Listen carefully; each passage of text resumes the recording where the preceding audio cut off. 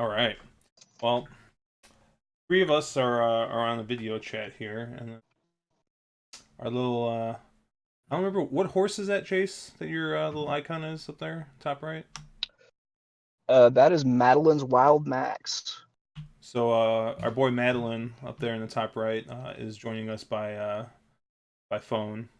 But the rest of us decided we wanted to get together and talk a little bit about the Breeders' Cup. Pre-entries came out today, and what better time to wildly speculate and be completely wrong than right after pre-entries came out. Um, I'm Cherry Drank from Discord, reigning second place finisher in the Discord tournament. To on my screen here, to the bottom left is going to be reigning champion Caleb.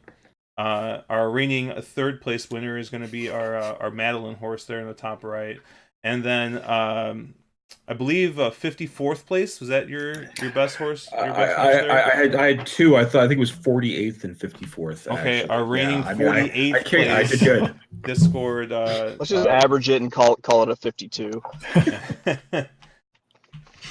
But anyways, so we're on the wrong lead here, and I'm just gonna pull up our pre-entries here on the screen here. And we're going to take a look at first at the Breeders' Cup Juvenile Fillies here.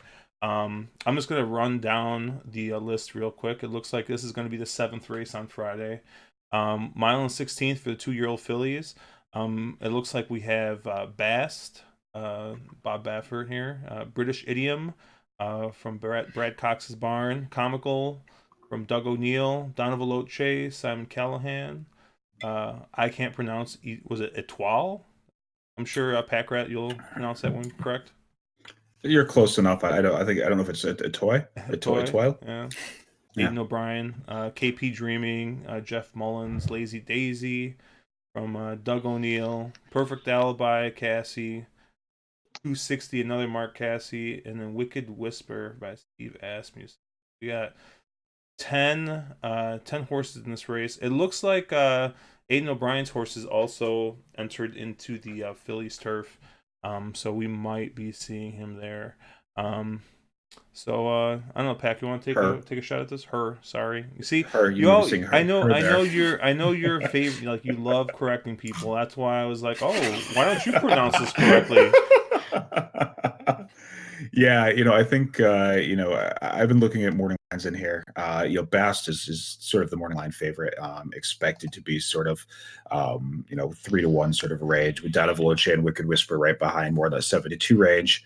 They're talking British Idiom at 4-1, and then it kind of goes up pretty substantially from there.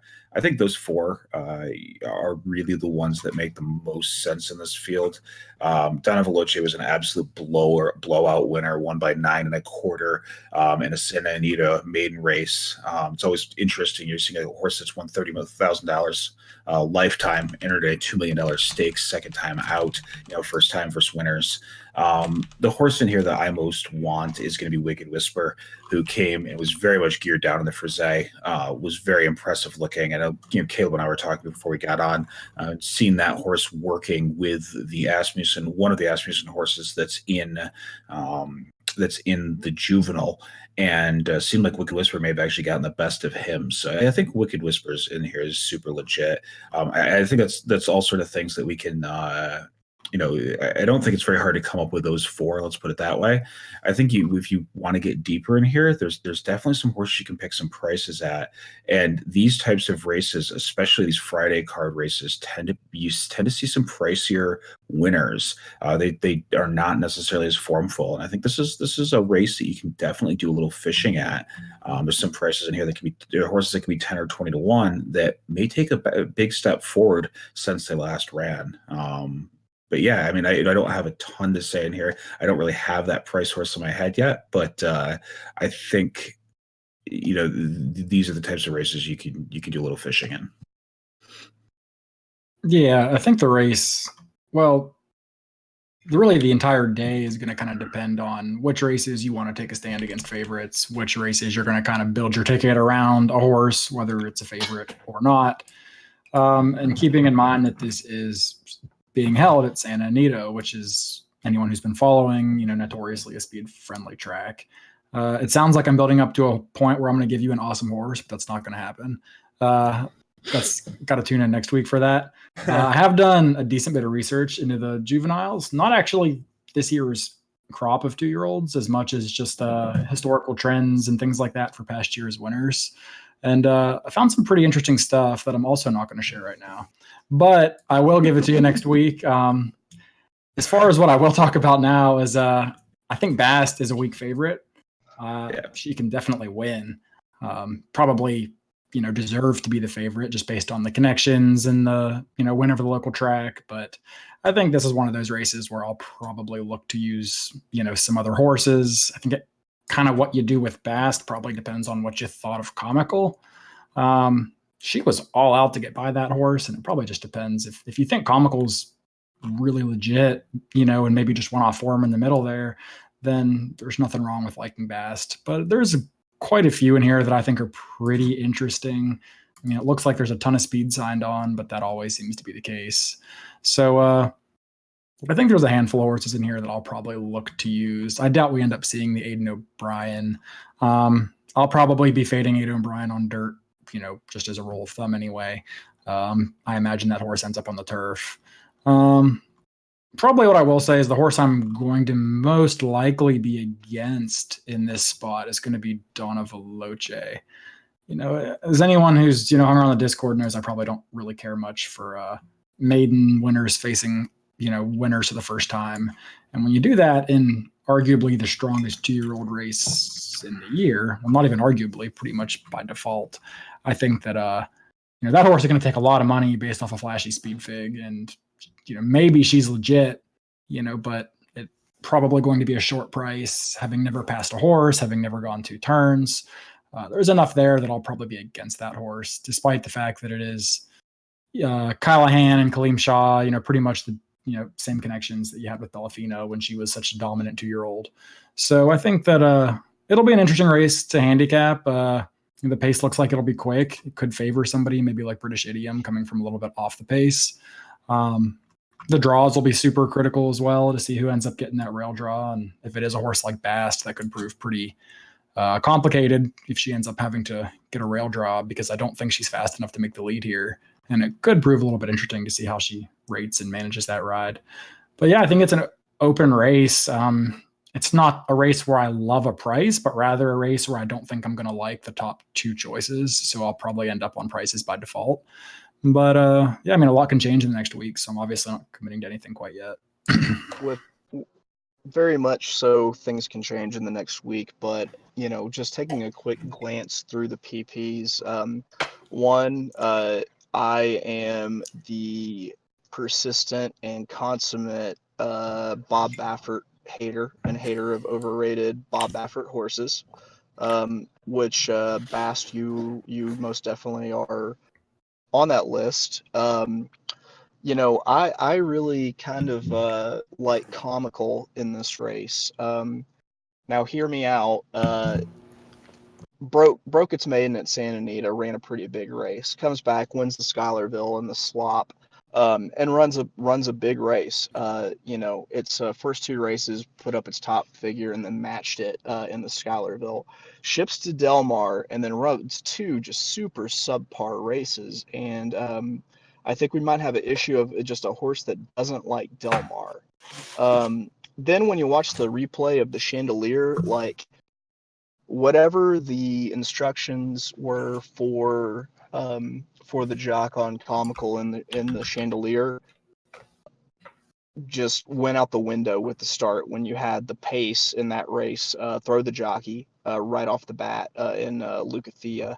And then it was really just kind of a weird race. Didn't play out the way that anyone expected it. And I think with with a little bit less crazy shit happening in that race, I think Comical is a real threat. I mean,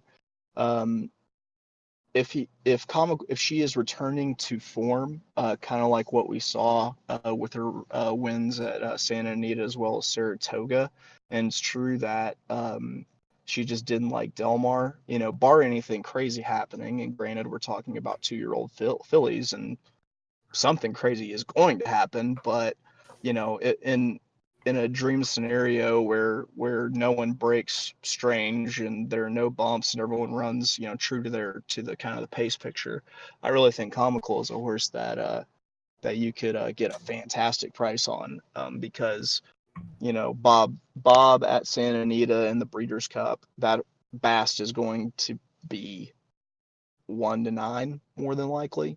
So No, that was a horse. You don't think so? No, she'll no, be no. 7 to 5, 8 to 5, if that. Yeah, I would be eight willing to to five, bet 2 to 1. I'd be willing to bet less than even money, like a 4 to 5 even. Why? Yeah, Just if Um, she, just because if what she, Baffert on the West Coast? yes, totally. And all that square money on the track from California that knows Bob Baffert. Well, our resident Um, line maker, Evil Bob Dole, says 8 to 5 at best. yeah, I mean, well, I think put it this way: if she goes off at less than even money, I will be just tossing money at other horses in this race, trying to get past her at that kind of a price, because you're going to get just a massive amount of value in here. Maybe she does take that much money, but honestly, on if you're a figs player, she's only got like the third or fourth best figs in the field. She's been impressive. I'm not denying that she hasn't been impressive, but there's also a bunch of other horses in here, a bunch of other fillies that have definitely been very impressive. One thing I will say, and I know Caleb touched on this before, there's a ton of speed signed up in this race, and there is only one closer that's a real true closer that I can see, and that's KP Dreamin', who's going to be 20 to 1 on the morning line. And in this kind of race, it's an improving horse. You've seen better figs all 3 starts. It needs to make a step up, and needs to definitely take a step forward to be competitive in here. But if this race falls apart, which it kind of screams like it's going to on paper, I sort of want a bit of an outsider. yeah, that was one that I was going to bring up also, in addition to Comical, as well as I honestly want a little bit of British Idiom. I kind of think that these Keeneland horses might run back pretty well, and ship pretty well, but that's, you know, a 100% a hunch with absolutely nothing to base it off of, since the, you know, Keeneland meet is going on right now, and you really haven't seen many of those Keeneland horses ship elsewhere yet. But um, you know, historically, I don't know how Keeneland does shipping to Santa Anita, or how, you know, the winner of was it the Alcibiades, does in Breeders' Cup races. But British Idiom looked like a horse that I might want a little piece of. Yeah, actually, Yeah, so British Idiom was probably going to be my pick here. My only concern with British Idiom is British Idiom won at Keeneland uh, closing, which, if we've seen anything, I mean, that late kick at Keeneland has been, um, you know, pretty deadly. So I don't know how much that kind of like makes the form look a lot better, but yeah, I mean, the one scary thing about both Bast and Comical here, is that last race the pace was so slow, um, and they both finished pretty well.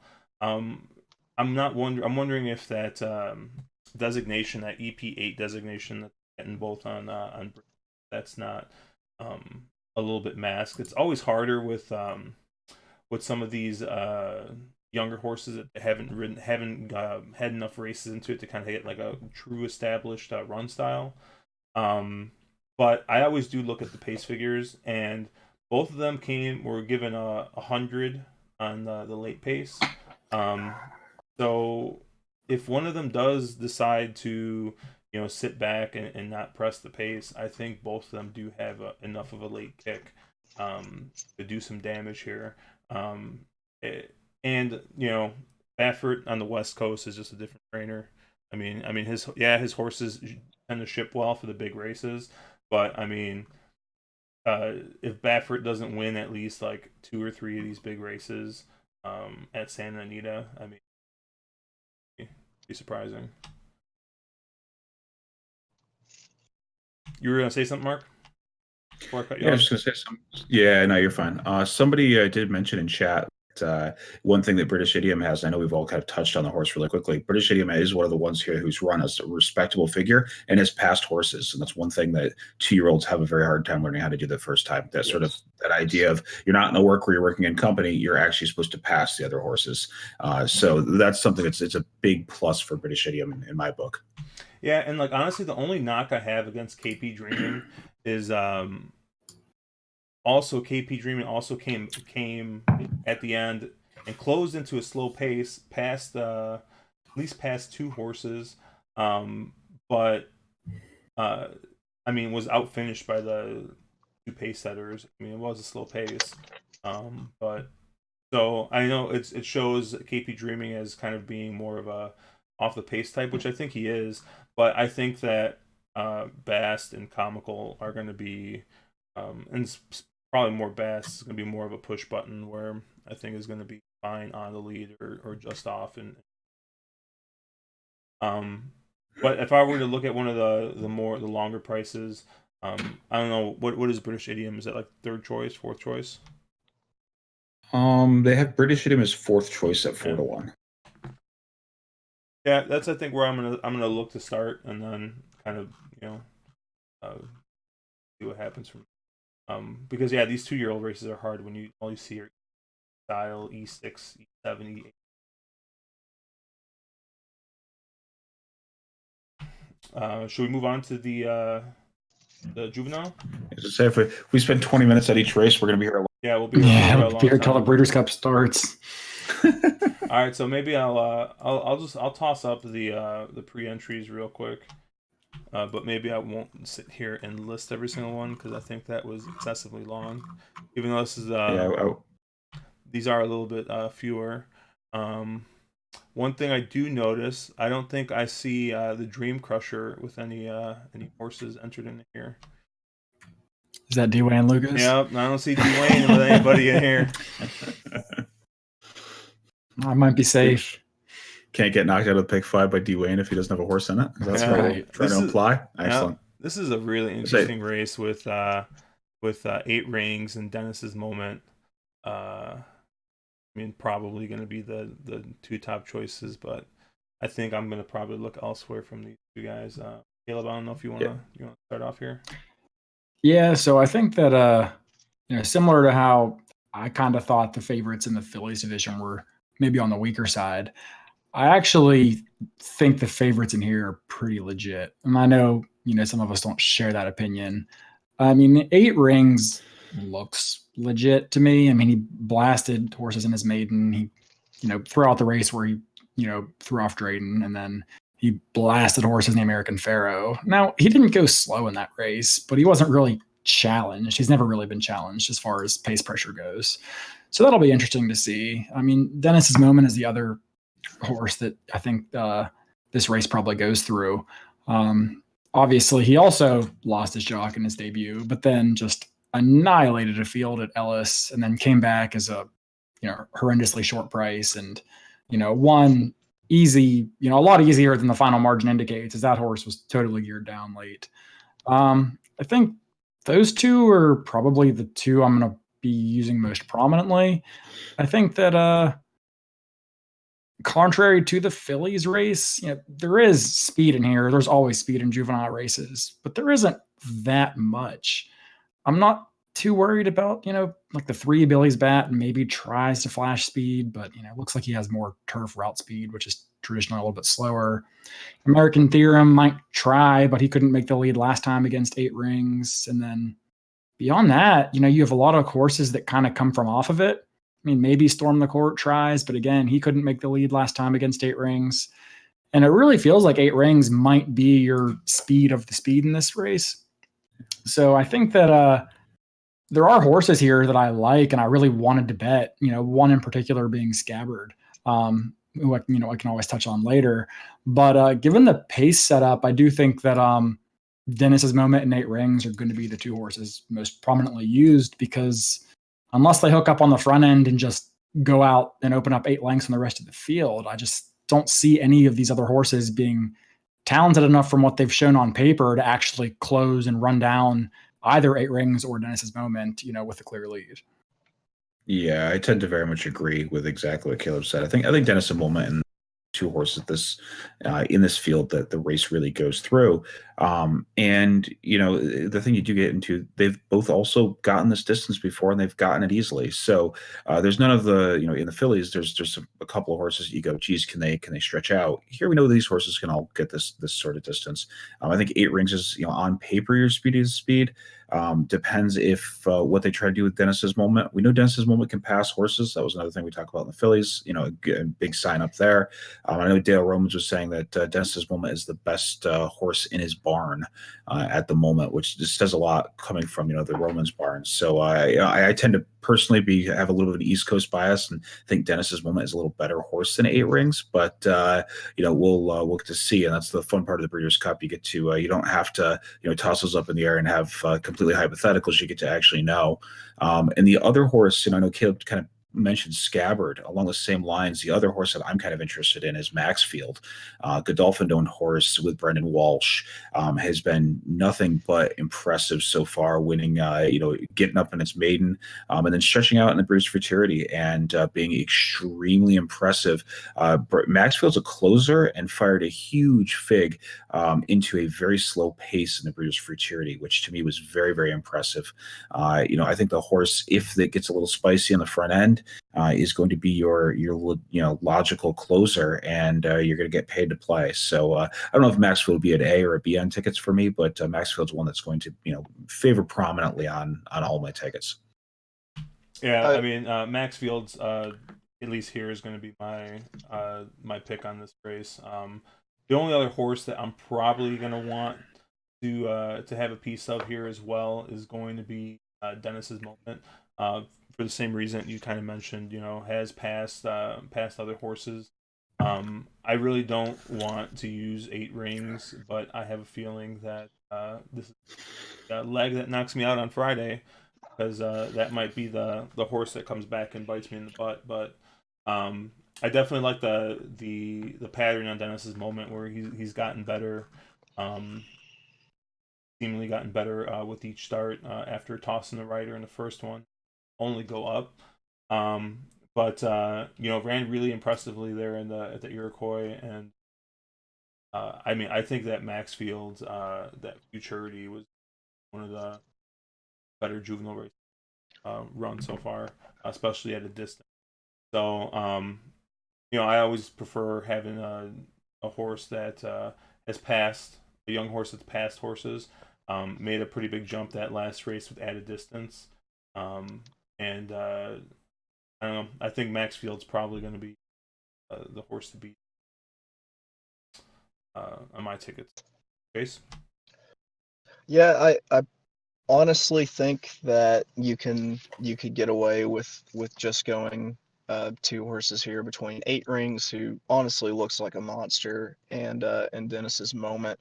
I'm more inclined to lean towards Dennis's Moment because fuck Bob Baffert, and but also the angle that really kind of comes to mind when thinking about this race and thinking about Dennis's Moment specifically, even though I'm not sure if he even completed a race at Ellis Park after throwing the jock, is how well these 2-year-olds that ran at Ellis are running back in big stakes races elsewhere. Of course, ran back big to win the Iroquois, which, I mean, not necessarily the best field, but I would use 2 horizontally, but probably only bet 1 to win, and it would be Dennis's Moment, or whatever its name is. So our boy Bob Dole Steve here is saying that the other Baffert was trained with 8 Rings and beating him not run well at all. I don't know what horse that was. I haven't really... And the and 8 Rings will still get an A+ workout grade. Yeah, dude, those West Coast works have been the freaking clown show the past couple weeks, huh? Like I'm looking at some of the grades on them. they don't seem to really match up with the notes that well, which is weird because they worked really well during the first Santa Anita meeting earlier this year. Do you guys anything else on Friday you want to look at? Is there anything else that's interesting to you guys? I know Bob Dole wants us to look at the juvenile turf sprint, which I already said I want no business with since I have no idea what's going on there. No, I want no part of that right now. What the fuck are you trying to do to us, Bob Dole? Don't you know that we have like 6 people in the Caribbean who watch us, you know? Dude, I have no clue. And like I said, when we like before the show, I was like, I only know Kamari in here. I don't even know these. So I'll go with Jack and Noah. I think Jack and Noah is gonna be really good here.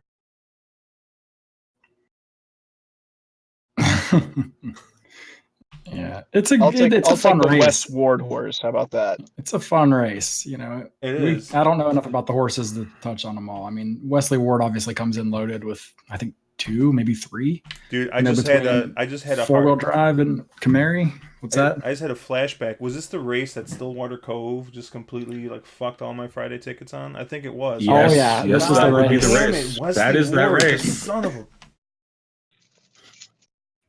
Yeah, I would say the one race I'm really kind of amped up for is the 6th, which is the BC Juvenile Turf, which is at a mile in the turf, and there are a ton of horses in there that I find really, really, really cool. I mean, we don't have to talk on it. I could probably sit here and talk for a half hour just on that race, but Arizona is an absolute monster, and I'm really excited to see that horse run in the States and run versus some of the quality you're going to have in that field. And I think it's Structor is the Chad Brown horse that is the other kind of monster that's in there. So I'm really excited to see those two sort of face off. And that should be a really, really interesting field, although it's the exact opposite of all the other juvenile races where there's absolutely no pace in that field. So I find that one super interesting myself, and I have to really sit down and watch a lot of back races and kind of construct some opinions. But in first pass, doing a real quick one, you're asking for a race that I was interested in, and that to me is the most interesting one on the Friday card. So real quick, because we forgot this at the beginning of the show. Mark, what are you drinking over there? I'm a little Cicero, so a little Bullet Rye and a little absinthe in it. Yeah, what do you got? You got something local to you? Yeah, I got some. It's called Wiggle. It's a local Pittsburgh distillery. It's called their Deep Cut. So it's barrel aged, barrel strength. And it's pretty good. I've had it before, but I've never actually bought a bottle. So I picked up one at the store today, and it's pretty stiff stuff, but it's pretty good. I hope they're as good at whiskey as they are at naming things. I'm drinking the cask strength Maker's Mark. Is really fucking good and currently on sale. So I think I might have to buy like another 2 bottles because I've never seen it cheap. And then I'm gonna be breaking into this next, which everyone made fun of me. This Infinity bottle I had that's got I think like 10 different bottles in it, but apparently nobody likes that idea. I think it's disgusting. I know Polka Dot Taylor will back me up on that. Can we talk about Saturday yet? Yeah, let's go on Saturday. Where do you want to start? You want to start at the Philly Mare Sprint? Your favorite horse is running there? Yeah, let's not talk about my favorite horse. Danuska's my girl, right? Yeah. Oh, I thought it was Morticia. Yeah, I was expecting a Morticia joke to be there somewhere. I was like, wait, where's I was like, that's the wrong race. She's not in that one. Serengeti Everest. Yeah, if she runs there. She's probably going Distaff, right? I bet she's going Distaff. She's co-entered. That's right. This stupid thing doesn't have the. My bad. This doesn't have the. Yeah. I just pulled it up. And the thing with If you look at PPs, she's arguably the only speed horse in the distaff. If I were her ownership, I would try to take the shot and try to walk the dog in the distaff instead of putting her in here, this is the deep end of the pool, and we know that Covfefe can beat her already. Yeah, I mean, but this race came up amazingly loaded, and it's also very interesting because somebody was mentioning this is an 11:55 Eastern post, so it's actually 8:55 in West Coast, which is sort of interesting, real early race. And I sort of wonder, I know a lot of times horses are not used to handling something that early in the morning. Let's put it that way. Wait, 11:55 but yeah, a.m., right? Yes. Okay. Yeah. Dude, look, I got the stupid thing from Blood Horse that's got the PPs up. It says 11:55 p.m. And I did a double take. I'm like, wait a second, what the F is going on here? I'm almost wondering if that's a misprint on all the PPs, if that's actually Pacific 11:55 Pacific time, and it's 2:55 Eastern. I can't believe it's anyways. Yeah, if that actually PPT, is yeah. correct, I think it's 2:55 Eastern, 11:55 Pacific. Looking at the Briz PPs. I'm looking at okay. the actual Breeders' Cup website. It has it listed as 2:55 p.m., which I'm assuming is Okay. Eastern. Okay, Yeah, that's yeah. Okay. So, anyways, but going in this race did come up amazingly tough. You have Covfefe in here, who's been an absolute monster all year, and just really kind of jumps off the page, speed fakes wise in here. I think who else got into here that was really interesting? I think the race probably goes through Covfefe unless Come Dancing can find, I think Come Dancing is probably the other horse in here that's really on a figs makes a lot of sense.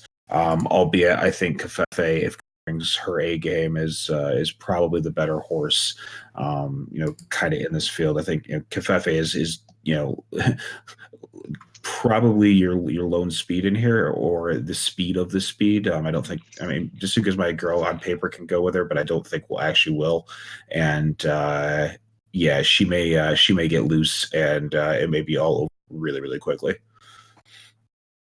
Yeah, what I kind of lean towards, it's a pretty clear-cut race, and don't want to spend too much time looking at it with Covfefe, especially, the figures that Covfefe has put up has absolutely run like a monster, and then that run style, if you look at the E1, E2 late on Briz, it's got the kind of pattern that these California tracks really love of, a middle move accelerating through the turn and just fucking gone. So I kind of think that Covfefe might be worth a single, but that's definitely 100% interested in, and probably the only horse I'm interested in. Yeah, I think you guys covered it. The race goes through Covfefe. She has the lead if she wants it, and that's pretty much without a doubt. I mean, a couple things that might be worth just pointing out, just in general, is that we are giving 7 furlongs. I mean, I don't think that's an issue for Covfefe. She's already gotten it twice, but that is longer than some of these horses particularly like to go, or even shorter than others want to go. It's a very unique distance, because it's right between your typical 6 furlong sprinter and milers. So you may have some that are stretching out and some that are cutting back. I mean, I don't see a ton of burn up the front end speed in here. I think Covfefe could get a pretty comfortable trip. I guess maybe Selcourt might try to send. That horse I just don't think is that good anymore. I think she's really always been kind of overrated.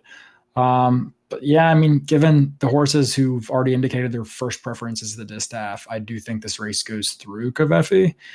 Come Dancing's really interesting. I think she'll, easily your second choice in the betting. She's had some issues lately. I mean, she's had her last 4 races were 5-horse fields. And yeah, I mean, she's really gotten good at 5 years old, but she's broke slow in her past couple races. And every time she makes the lead in the stretch, she's been lugging in and kind of wandering all over the stretch. To me, that's a sign that, maybe this horse is losing focus, maybe tailing off form, but just still dwarfing the field she was up against. That's a horse that, she's not the favorite, but it's a horse that I'll probably be against just, regardless of the fact, that she's not the favorite, because she's still going to take quite a bit of money. She's still going to go off as probably your second choice. And I think that's one that at first glance, I'll be a little more against. I do think Covefe's tough to get around in this spot. One that I would maybe consider would be Spiced Perfection. That horse ran a just monstrous race last time at Keeneland. When basically falling out of the gate, breaking dead last, and then circling the field, and he's still getting up. But I don't know how strong that field was. I mean, it was okay, but it was a more visually impressive effort than probably anything the figs would indicate. So that's one I might consider. But otherwise, I do think that as far as the like we talked about earlier, is taking your shots with favorites and then taking your shots against them. This is one where I'll probably be with the favorite, especially given the way Santa Anita plays, especially in dirt sprints, where if you're not contesting a lead, by the turn for home, you may as well just quit, because you cannot make up ground in that stretch more often than not. Yeah, I was gonna say one thing in this race. We're talking about these races kind of picking up the major players. This is a race where I think we're all talking about Coveffe. We think that's the horse to beat, and we're all talking about it being a logical single. If you look back at any race in the past few years on Breeders' Cup days, the Filly and Mare Sprint has been the race where you're going to find a price. Last two winners of this race paid $53.80 and $135.40. So this has been the race that's kind of blown up the tote board historically on Breeders' Cup Saturday.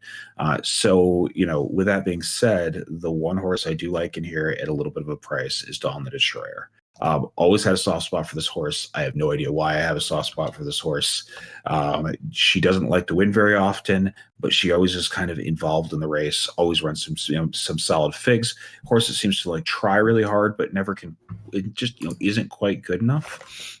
But they're on paper there's a ton of speed. But if Coveffe for some reason doesn't bring her A game, brings a B game, and some of the other pace, and the other speed horses do beat themselves up, she's one that's going to be coming a little bit late. She can be involved early, not probably on the pace, just slightly off, and definitely a horse that can close. So at a bit of a price in a race that historically has been very price favoring. So do you think of any of these other horses that draw in that are going to the distaff, like Mosi, Cal, Secret Spice, Serengeti, either of them that make a difference to you? Yeah, I would say Serengeti for me. If she decides to come here versus going to the distaff, I think that's a huge change in this race. Just from a pace complexion, she's the one horse that on paper can really go and bring it to Coveffe. We saw in what was it at Saratoga in the test, her and Coveffe just absolutely beating each other up, and on a stupid fast pace, absolutely stupidly fast pace. So she's the one horse that can really take to Coveffe early, and I think if she does just if they do land in this spot versus going into the distaff, it's a massive pace complexion, and maybe I don't know if it necessarily sets up the closers more, considering they couldn't close into that stupid pace in the test, but it definitely does change the pace complexion of the race. Yeah, I mean, I'm with you. I really want to go with Come Dancing here and be against Coveffe, but the one thing I would hate to do is to use two horses or three horses and Coveffe wins. So this is I don't know. I think that Come Dancing's past couple races match up pretty decent with Coveffe, especially from a class standpoint. Horses that were in those other races, came second to Midnight Bisou and has won every other race except for that one. The past 5. So it's going to be tough. I think this might be one of those races where you either single or you're against. I haven't really decided which way I'm at, but I really, really do like Come Dancing. Like I said, I'm just afraid of using favorites and then Coveffe coming in and it just essentially doubling the price of my ticket for no. And just so you know, Luch is booking action on for his horse, Heaven Has My Nikki. So he said he'll take his horse heads up against basically 80% of the field. If you want any action or side bets, hit him up. Yeah. The one horse in here that I don't think we really said anything about, the Belfina. Any interest in Belfina at all? Nope.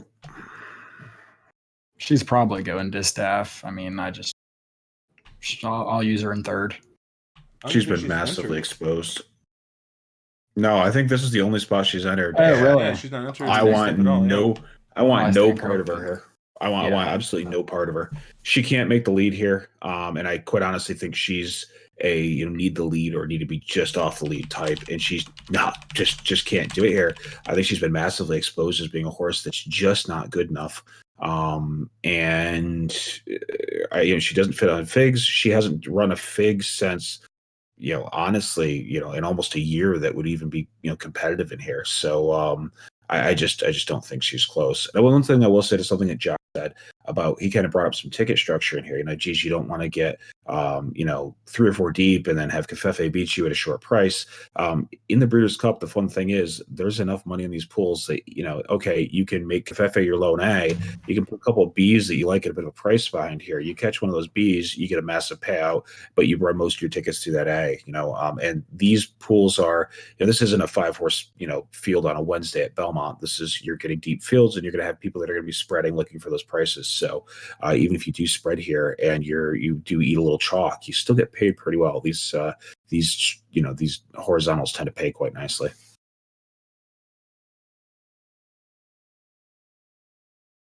All right, Chase said he's got a drop for a minute. He'll be right back. All right, let's kind of just kind of go quickly through this one, which is the turf sprint. Unless you guys have a ton of thoughts you want to get out on this one. I can be quick in the turf sprint. I'm going to continue to bet Empress until the horse eventually wins for me.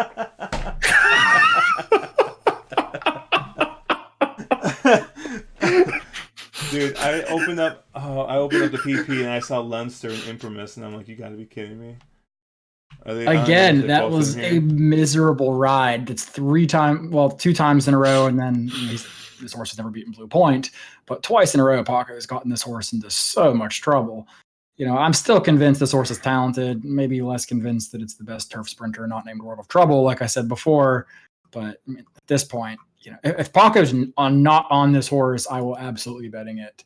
If he is, it's literally burned me enough that I'm going to think twice. But yeah, I think that it's a fun race. I'm going to use speed horses. It's Santa Anita, 5 furlongs. That's kind of the way it goes. I'm probably going to fade some of the Euros. Fairyland might be interesting, but Eddie Haskell's probably an Imprimis of the two that I'm most interested in out of most of the horses I've seen at a glance. Real quick, I haven't really looked at this race, but the one horse that kind of did jump out to me a little bit is Wabe. I know their past 2 races haven't been all that great. I'm gonna chalk that up to the bounce from shipping overseas. Came a second to Blue Point, who's super legit horse, and if was still racing would favorite in here easily, pretty much, right? By far. Yeah. From a class standpoint, that's where I'm looking. Got beat by World of Trouble, who now retired too, right? So yeah, I don't know. The horse looks legit. Has won at 5 furlongs at this track before. So I think that's kind of where my eyes go to right away. But yeah, Mark. I was just say where my eyes went to.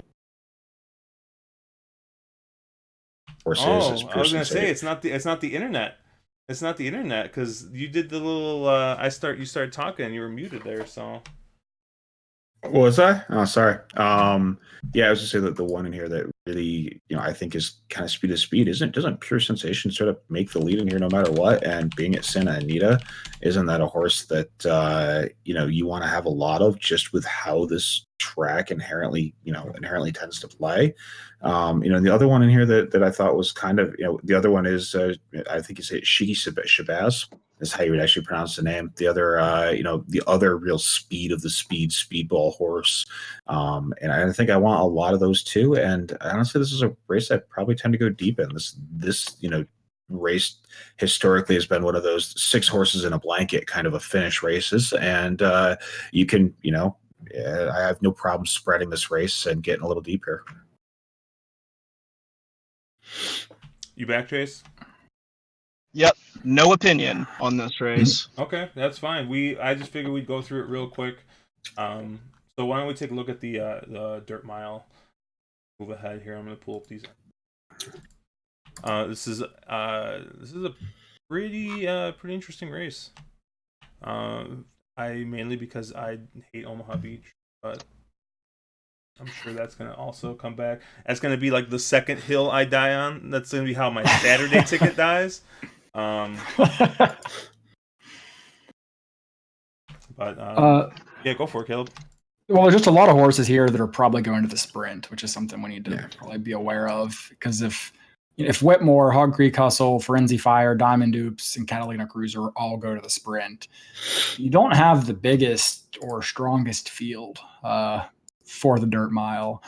And it doesn't make it all that hard on Omaha Beach. I mean, there's 2 very different camps with that horse. You either think he's, the next coming of, Secretariat, or that he's just massively overrated.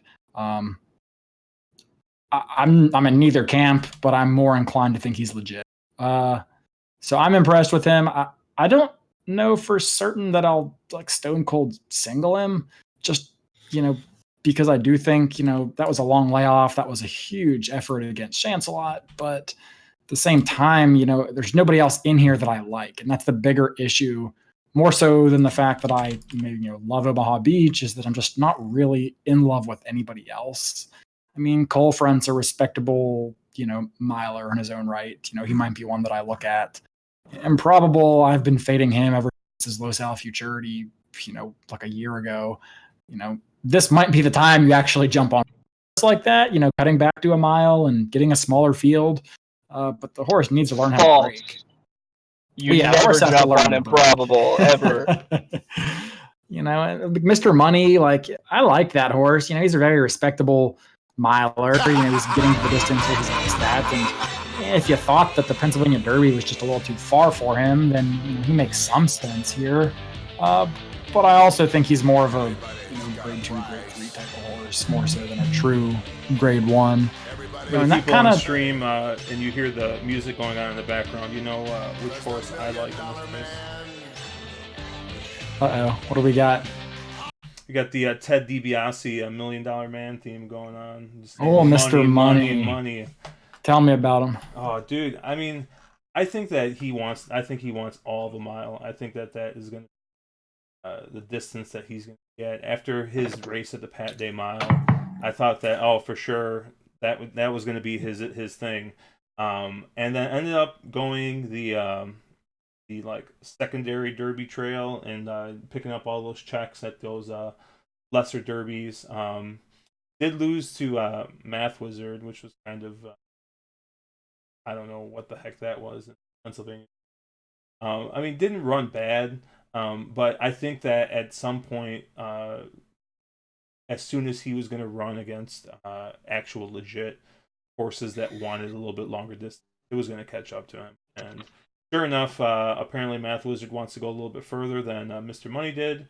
But I definitely think that if I am going to try and beat Omaha Beach here, because I'm assuming that this horse is going to be super short if he shows up here in the mile. Which is that the only thing he's entered for? That's all he's entered in. Yep. Okay. They have him as 6 to 5 on the. Yeah. They have him as 6 to 5 on the morning line, and if all of the other horses that are dual entered defect to the sprint, he's going to be 3 to 5 in this field, and deservedly so, probably, quite honestly. Yeah, I mean, like the other horse I'm interested in here would be Catalina Cruiser, but I think Catalina Cruiser is probably also going to go to the sprint. Yeah. So I'm going to want all of Mr. here, and trying to beat Omaha Beach, probably in the broke. I honestly think that, whereas I don't think that Omaha Beach is the second coming of Secretariat, because that's just fucking hyperbole. I thought that Omaha Beach could be a contender for the Triple Crown this year, and I've been really encouraged by. And I'm never really wowed by a workout video, but just seeing Omaha Beach working in prep for the Santa Anita Sprint made me actually kind of like sit up in my seat for a minute, because that horse just looks absolutely amazing right now. And it's, I know horses don't necessarily know who they're racing against, but Omaha Beach has literally, it's been okay. Who's the top 3-year-old du jour right now, and he's turned them all away. And I think he could do something even more freakish now that he's going 2 turns, as opposed to 6 furlong sprint, or something like that. But yeah, I'm very well in Omaha Beach camp, and I can't this, God forbid, is his last race, and they're not pointing him towards the Pegasus. I can't wait to see what he does in this race. So I just want everyone to know that, and I don't know if you guys caught this, Chase said this made him sit up in his seat. Now, I know for most human beings, sitting up in their seat is not that big of a deal. However, you have to understand that Chase right now has got like the worst back. His back is about as bad as Forrest Gump's was. So he just like I'm literally having to outsource my posture to pieces of metal on Monday. So yeah, that's an excellent there's point. going to be a robot involved. Like he's going to be the bionic man. So for him to sit up in his seat has got to be an excruciating pain. So I'm surprised that you don't hate Omaha Beach for making you sit up. Honestly, That's a good point. That is an excellent point. Mark, did you already talk about this here? Yeah, I mean, I think I don't want to get too cute in here. If everybody defects to the sprint, I think I'm going to be all about Omaha Beach. If some of the horses, like a Catalina Cruiser, or a Hog Creek Hustle, decide to stay here, depending on it, this race is going to be really interesting to see who defects, because it's going to massively affect the pace setup. And I don't really want to make too many opinions. If everyone defects, I'm probably using a lot of Omaha Beach and not a lot of anybody else. If a couple of the other interesting ones stay, it really shifts the pace implications in this race, and it's going to move it around a lot how I structure it. So I don't love Omaha Beach. I've never been in the Omaha Beach camp. I was in the Fate Omaha Beach camp in the Derby, but let's see how things shake out. Who actually stays, and then I'll make a better opinion a little closer to the race.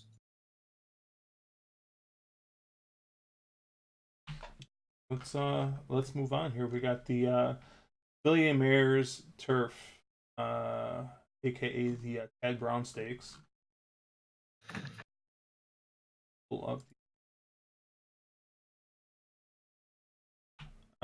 Man, this is going to be really interesting. I mean, Magical is going to go in the turf, right? Not going to go here. Well, and if you look on the Breeders' Cup website, it says her first preference is the turf. But if you saw any of the Aidan O'Brien interviews, he says he's going to put her in the filly and mare. So I'm more inclined to think that she's going to be in this race. Now, here's my problem, right? Who the fuck let Thace into this damn race? Dude, I know. Like, how did this happen? How are there only 13 horses and this horse still somehow sneaks in? That is a travesty.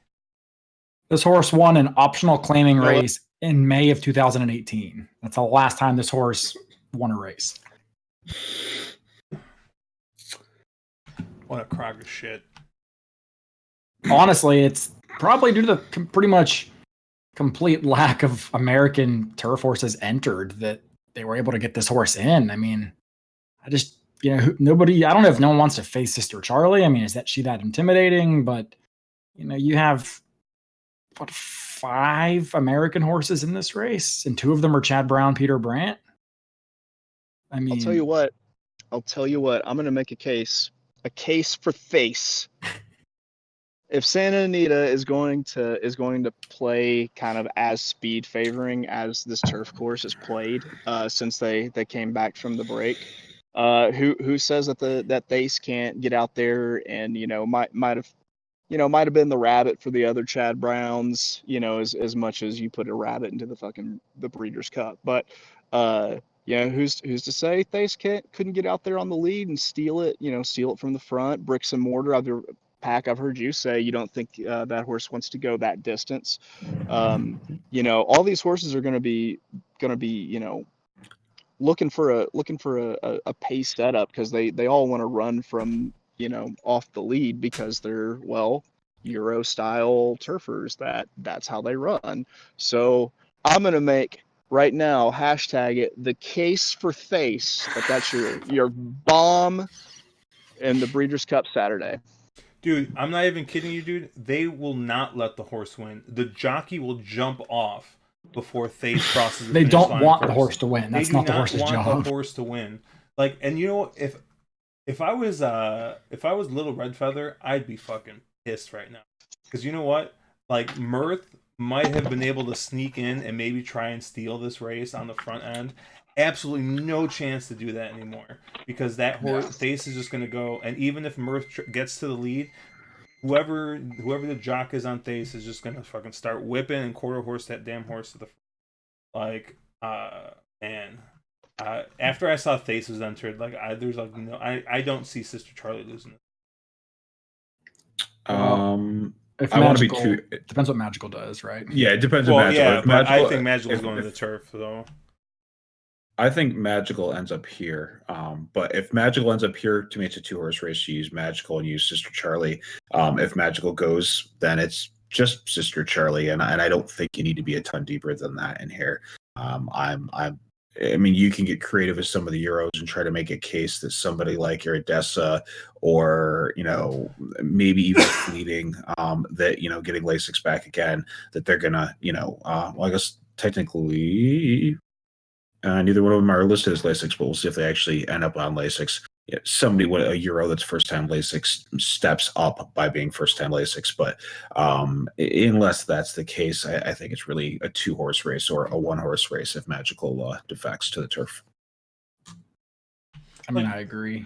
Like, I don't want to jump ahead too much. I know we're still talking about this, but I'm looking at the BC turf entries too.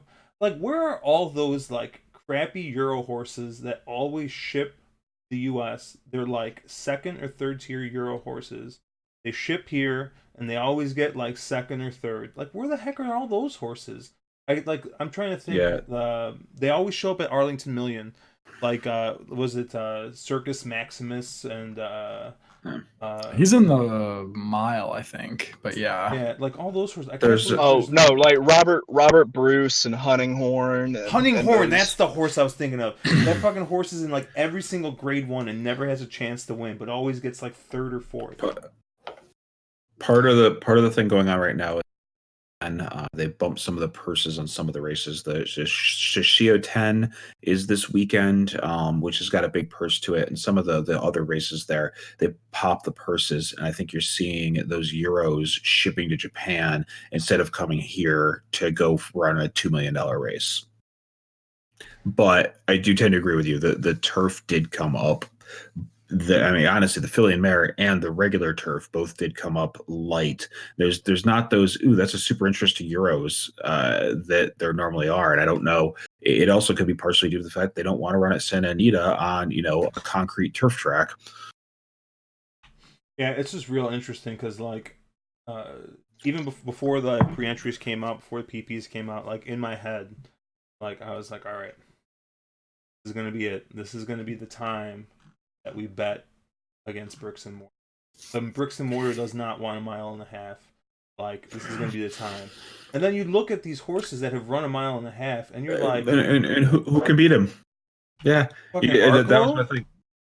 Yeah, I looked at that race and I was like, oh, I don't think Bricks and Mortar wants a mile and a half. And there's going to be somebody in there that I can get cute with and I can beat Bricks and Mortar. And I looked at it and I looked and I've looked and I just don't see that horse. So, yeah. Look no Let's get on to- further. Its name is Face. Hashtag case for Face. Oh, dude, like I'm gonna have fucking Channel Maker on my ticket, and I'm just gonna be like very upset about it. You hate money, don't Exactly. you? You hate money. You're a channel marker on your ticket. Can we go to the sprint next? Yeah, let's get that. Get to a race that's actually competitive. The BC Sprint. Let me pull up these entries because this is going to be another confusing one. Because so we're going to assume are we going to assume that the 5 horses, Catalina Cruiser, Diamond Oops, Firenze Fire, Hog Creek Hustle, and Whitmore are all coming to the sprint? You have to, I think, assume that at this point. I have a feeling that you're going to have trainers being cute and going, oh, see how the fields come up and then last minute make a move. But until proven otherwise, let's assume they all end up here. It's a salty race. Yeah. This is the pretty salty. crazy. Like I thought This like Imperial Hint, like after that like fucking insane performance, I'm like, wow. Well, there's your sprint winner. But fuck, Chancelot also had that one freaky run. I mean, Matoli, I don't know what the heck Catalina Cruiser is going to do. I mean, heck, even Firenze Fire ran a heck of a... I don't know. This is a tough one. Chase, you want to take this one first? Yeah, sure. I think this, it's possible that we could have just one of those, like, the first glimpse at something that might be just an epic rivalry, or until they retire, right after the Breeders' Cup. With Matoli and Imperial Hint, like, I'm really excited to watch those 2 horses square off. I my heart goes with Matoli because he's a Oaklawn horse. Won the Count Fleet there at Oaklawn. Imperial Hint is just pretty ungodly. Also, I kind of fade Chancelot a little bit, but then again, he also ran into the buzzsaw that was and is Omaha Beach. 100% think that this is the best race on the card all weekend. And it's sad that it's only going to last 6 furlongs. But I tend to lean more towards Matoli. If you want an outsider that might not be getting a lot of play that you could get some price on, it's going to be another horse making that middle move that Santa Anita likes, and it's another go figure Oaklawn horse, but an OG Oaklawn horse, one that's been successful there for a really long time in Whitmore. A horse that could definitely pick up the pieces, and some pieces might need to be picked up with this field and how quick some of these horses can go early. That's all. That's Finn. I'm over. Done. I think we all have a level bit more, but I really hope they put him on island, quite honestly, because I think this is just too much. I know they won't. I know they're going to put him here, and you hope that they go crazy fast, which they're going to go crazy fast in here, because you have Imperial Hint, Chance, and Matol all in the same race, and it's sort of, what do you want to see? The horse of the up and coming 3-year-old, or the sort of proven older horses. There's just a massive amount of speed in here, a massive amount of class. And I think you can go a lot of different ways in here. I think I want the most of Imperial Hint. I think that Vanderbilt was transcendent.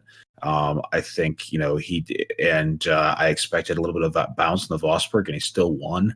I would expect this race to be, back to sort of that Vanderbilt type of form. And obviously he does like Saratoga, so he's won the Vanderbilt multiple times. But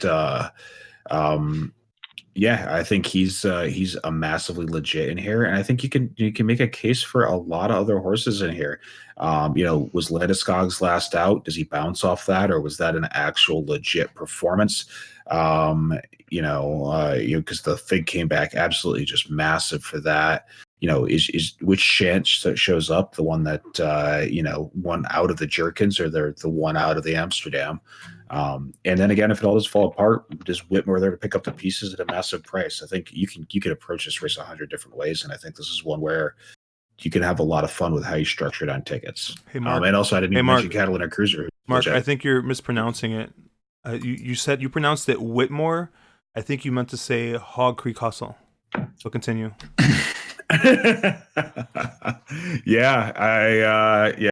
Hog Creek Hustle, another horse they put in the mile, but there's a lot of different ways you can approach this, and I haven't even mentioned Catalina Cruiser, who is legit. A legit horse that you use 2 for 2 across the track, and can get the distance. So, likes the distance. Let's put it that way. 2 for 2 at 6 furlongs. So there's a lot of ways here. This is the saltiest race on the of the 2 days, and this will be a real fun one to watch. Man, Hog Creek Hustle is a really weird way to spell engage. I don't know how you come up with that, but I was all on engage last time. I will not be probably betting him in this place. This is a tough spot. You realize that if Whitmore breaks in that race, that I hit pick 5, right? Just throw it out there. Sure. Whitmore had a good run. I don't want closers at Santa Anita, even in a race like this. I'm going to use the most of Mitole, I think. If you watched his work today, or even saw the buzz about his work today, apparently it was just stupid fast, like 34, 46, 58 seconds for a 5 furlong work. Actually it was I think it was a 6 furlong work, or it was something to that effect. So, he galloped out the last furlong. It was something just stupid fast. 58 and 4, and at Santa Anita with the new surface and the surface, focus on safety, that's just absurd. Even Baffert has a comment about thinking Bast had a good work going a minute and change until he saw Mitole work. So I think that horse is the horse to beat. I'm going to use a lot of Imperial Hint. I have a hard time separating either of those horses. I was totally off the Imperial Hint bandwagon after the Breeders' Cup last year, when he kind of flopped, and it didn't flop, but just didn't win. But then he definitely flopped in the Pelican, didn't run well in Dubai. I was way against him in the Vosburg when he just set the track record. Looks like he's back. I'll concede it, and he'll be on my tickets. Those are the two I'll use the most of. I'll probably try to beat Chancelot as far as, not using him. If you like Chancelot, this is the time that you want him, because you're probably going to get a square price in the, 7-2, 4-1 kind of ballpark, which you might not see again, ever if he wins this. So if you like him and you think he runs back to the Amsterdam, I think thought you'd take. I'm just, I've seen enough lesser efforts at this point that I'm not quite sure that Amsterdam is the normal and is like the exception. And then, Catalina Cruiser is one I'm actually super interested in. That if something stupid happens on the front end and they go, 21-43 with Mitole, Imperial Hint, Chancelot, and Catalina Cruiser is the one cutting back, from 7 furlongs. He's won at a mile and a 16th. I've always thought he's better going shorter. 6 furlongs is probably on the sharper side of what I think he's really best at, but he's never really struck me as a true, mile and an eighth or mile and a quarter kind of horse. And I think that he's got that stalking run style that could be perfect for this kind of a pace setup.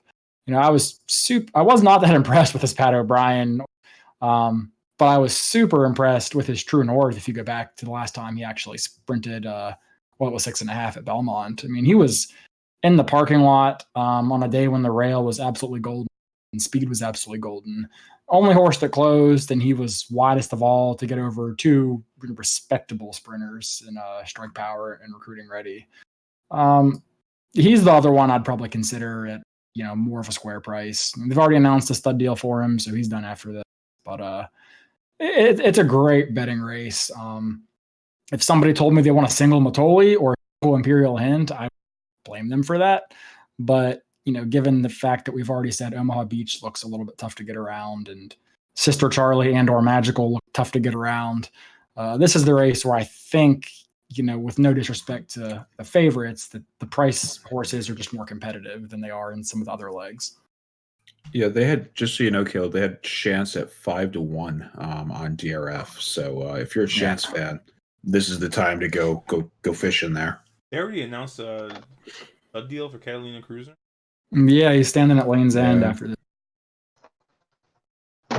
I mean, the horse is set. The horse hasn't won a single Grade 1. No. No. So I mean, got a late start, I think, because of soundness issues. So yeah, it's a perfect horse to breed to. Anyways, yeah. So I mean, there's a couple different ways that you can go here. This is going to be probably the race that I spread the most in, because there's got to be at least like 5 or 6 that I want some kind of exposure between Imperial Hint, Chancelot, Matoli, Hog Creek Hustle, and Catalina Cruiser. I mean, I might even want some Firenze Fire in here. Disgusting to say, but like, this is just like this is a pretty wide open race. I mean, you want to I kind of want to go with Imperial Hint.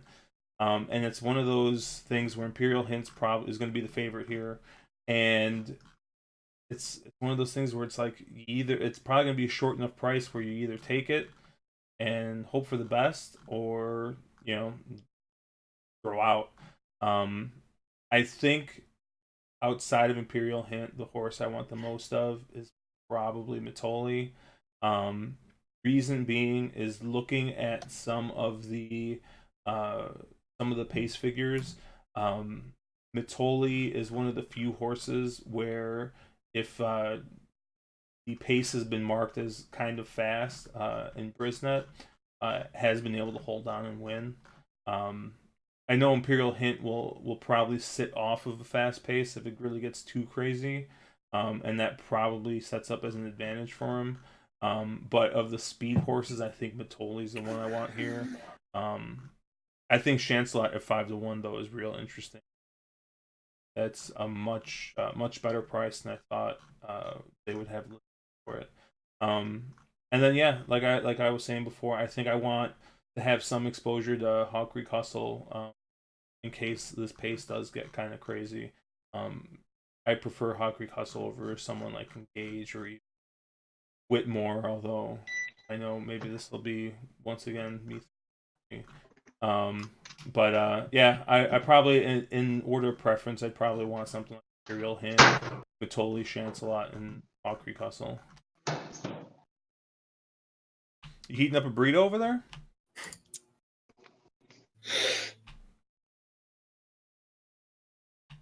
All right, so let's move on to the mile here. Oh, we're getting robot chase. Let's move on to the mile here. This is another. I don't really know where to even start here, because this is another one of those things where we have a bunch of people dual entered. We got like 8 AEs. So and you guys mentioned Circus Maximus already. Yeah. Here. So, I mean, even like Bricks and Mortar is dual entered into. But I mean, you'd be stupid to come here. Yeah, I don't think Bricks and Mortar ends up here. I would think Stormy ends up here. Or sorry, I mean, I don't think Bricks and Mortar ends up here. And I'm trying to think who that they have on the. Yeah, I think that this race ends up being a little flatter. They have Circus Maximus as being morning line favorite. Bricks and Mortar, along with Bricks and Mortar, it got Stormy and Uni. I think Bricks and Mortar ends up in a turf, and I'm kind of shocked. I thought that Uni would end up being morning line favorite, and I honestly think, obviously, Uni's run style does play against how Santa Anita tends to work, so maybe won't be the favorite. But on race record, Uni is just an absolute monster. Has done really nothing wrong, and kind of a win machine. So but I think, again, this is another one of those races where you can probably be a little deep in this race. I can see a number of horses that make a lot of sense, I'm sitting here looking at horses I know that are legit. There's a pretty serious list here that I wouldn't even have. Somebody like a Sudi also makes a lot of sense for me, and I think that's one of the other ones, along with Circus Maximus, that end up being Euros that do sort of fit here. So I'll toss off to one of you guys if you have any better opinions. But for me, this is going to be a spready race. I'm going to want a lot of different horses in here, because I don't see that massive standout that really jumps off the paper at you. Yeah, I think this is a race where, for tonight, I'm probably going to punt. I think Uni's super legit. I think, Scott Stormy's, I'm quite sure, is making my ticket. Circus Maximus is going to make my ticket.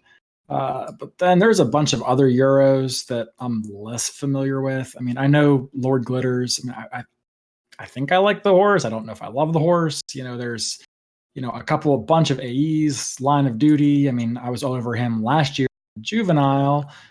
He hasn't quite taken that step forward as a 3-year-old this year, but this isn't the strongest group. I mean, it's a respectable group, but yeah, there's just a lot here. I mean, I don't quite know the pace setup yet.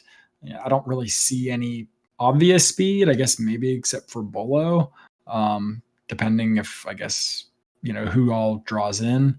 I just don't think Bolo is very good, but it's too early for me to really say without looking into the Euros. This is a race where the Euros typically do very well.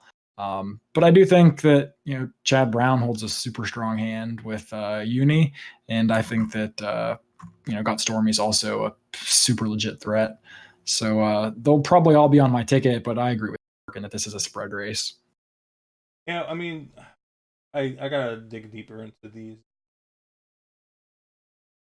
One horse, if he does draw in, that does pique my interest a little bit is Ohm. I know I think he's entered into sprint, but he does decide to go here. It's definitely a horse because of how speed has kind of been playing at Santa Anita. Would, at least from first looks to be the only real speed that would be here, and like not really legit sprinter speed, but I think definitely legit mile speed. So I think that Ohm would be an interesting horse here, but probably going to go to, I think this is a second choice, so we'll probably end up going to. Yeah, I mean, this race, like, if you like looking at it, I think I'm kind of with Caleb. I'm gonna want Uni, I want Got Stormy, gonna want Circus Maximus, probably at least another one of the Euros. I mean, maybe even some El Tormenta, who won the Woodbine Mile. But yeah, this is gonna be an insane race. Probably gonna be the other deep race along with the sprint. So this is gonna be the other kind of. But I remember last year I had no fuck. My brother, what was that? There was that like horse from the UK that won. What horse was that? Remember who won that mile last year? Last year? Yeah, it was some. It was. I remember. Fuck, what was his name? I had no idea who the horse was. My brother's like, "Oh, we should toss." We did a group ticket last year. Like, Expert Eye. Yeah, Expert Eye. Yeah, So we there it need to is. use Expert Eye. And at the point, I'm like, dude, there is no way Oscar Performance loses this race. Like, come on. Like, really? You want to use Expert Eye? Fine. We'll use Expert Eye. And sure enough. And of course, I was live in the Classic to, like, all of Baffert's horses, like, for, like, 5X. And live to Catalina Cruiser 1X. And, like, got back the minimum. I think I made, like, $40 on that pick 4. Ugh. All right, let's take a look at the distaff. And here we have it looks like everybody else. Well, so Elate is listed as having first preference in the Classic. Although to be honest, I don't really think that affects where I'm going. I kind of see this as a 2-horse race, but I think I really only want Serengeti and Midnight Bisou here. But what do you guys think? You're just going with Serengeti and Midnight Bisou? Yeah. That boy, just Serengeti. That's kind of shocking. Okay. No, I mean, I think this race to me, this is one of the ones that probably second to the sprint. This was the one on paper that I was the most interested in seeing, just because you have so many angles in here. I've been a pretty unabashed Dunbar Road fan since before she even ran her first race, and I'll want a lot of her in here. I think her, her last race in the Spinster, with how that race set up, her being stuck on the inside, and her not actually having the best of trips. I think that fig does not come back and look as good as it should. If Elate lands here, Elate is obviously a very, very, very legitimate horse here. And obviously Midnight Bisou is also a very legit horse. If she lands here. And, the thing that I really, and I think probably Josh was saying Serengeti Empress, and I guess I'm not the only person that noticed it. Serengeti Empress by far and away is lone speed in this race. And I think there's very much a case to be said that they put Serengeti on the Empress on the front end, walk the dog, and have enough to get home late. I would imagine that's why Josh is probably high on her. I'm also very high on her for the same exact reason, and I just was kind of hoping that no one else was going to notice that she was lone speed, and I would get a price here. But apparently, if Josh has already noticed it, then maybe the gig is up. I mean, Mosi Cal is also going to be speed here, but Mosi Cal does not have I don't think wants the distance, so I think that's more cheap speed. If Mosi Cal shows up here, I mean Serengeti Empress is proven at this. So I think actually kind of looking at the pace figures and then also going through and looking at the previous run lines. I mean, there's a possibility that you could see a 3-way pace duel with Serengeti Empress, Mosi Cal, and then also Secret Spice, who looks like she might want to go early a little bit. That means Mosi Cal and Secret Spice probably not going to keep up with Serengeti Empress. But then again, Serengeti really didn't look all that great when it came to the race at Parks that sucked Cotillion. because of Math Wizard. Yeah, the Cotillion. I'm surprised that no one is mentioning Blue Prize, honestly. So, like, my problem with like Blue Prize and some of these other horses, like, I mean, like, Hello. Oh, there he is. My problem Blue with Blue Prize. Prize, yeah. Well, my problem with Blue Prize, I was gonna try and fill up the space before you started yelling at me. Blue Prize. Talk about Blue Prize. my problem with Blue Prize and some of these other horses, is that they're just all taking turns beating each other. Like Blue Prize. Who else is in there? Late, Dunbar Road. I mean, they're just like, everyone's beat everybody in here, except for Midnight Bisou. Midnight Bisou has not lost this year.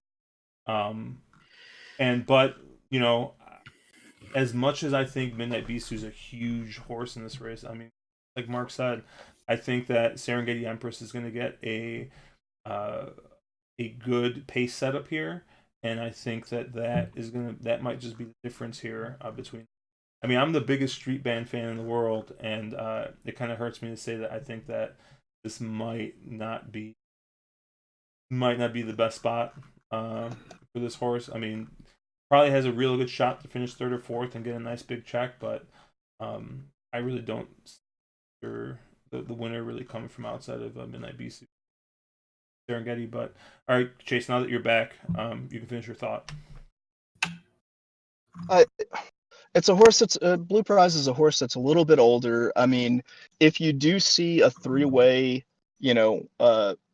pace duel at least up until the second call materialize, then I think that it's a race that sets up really well for Blue Prize.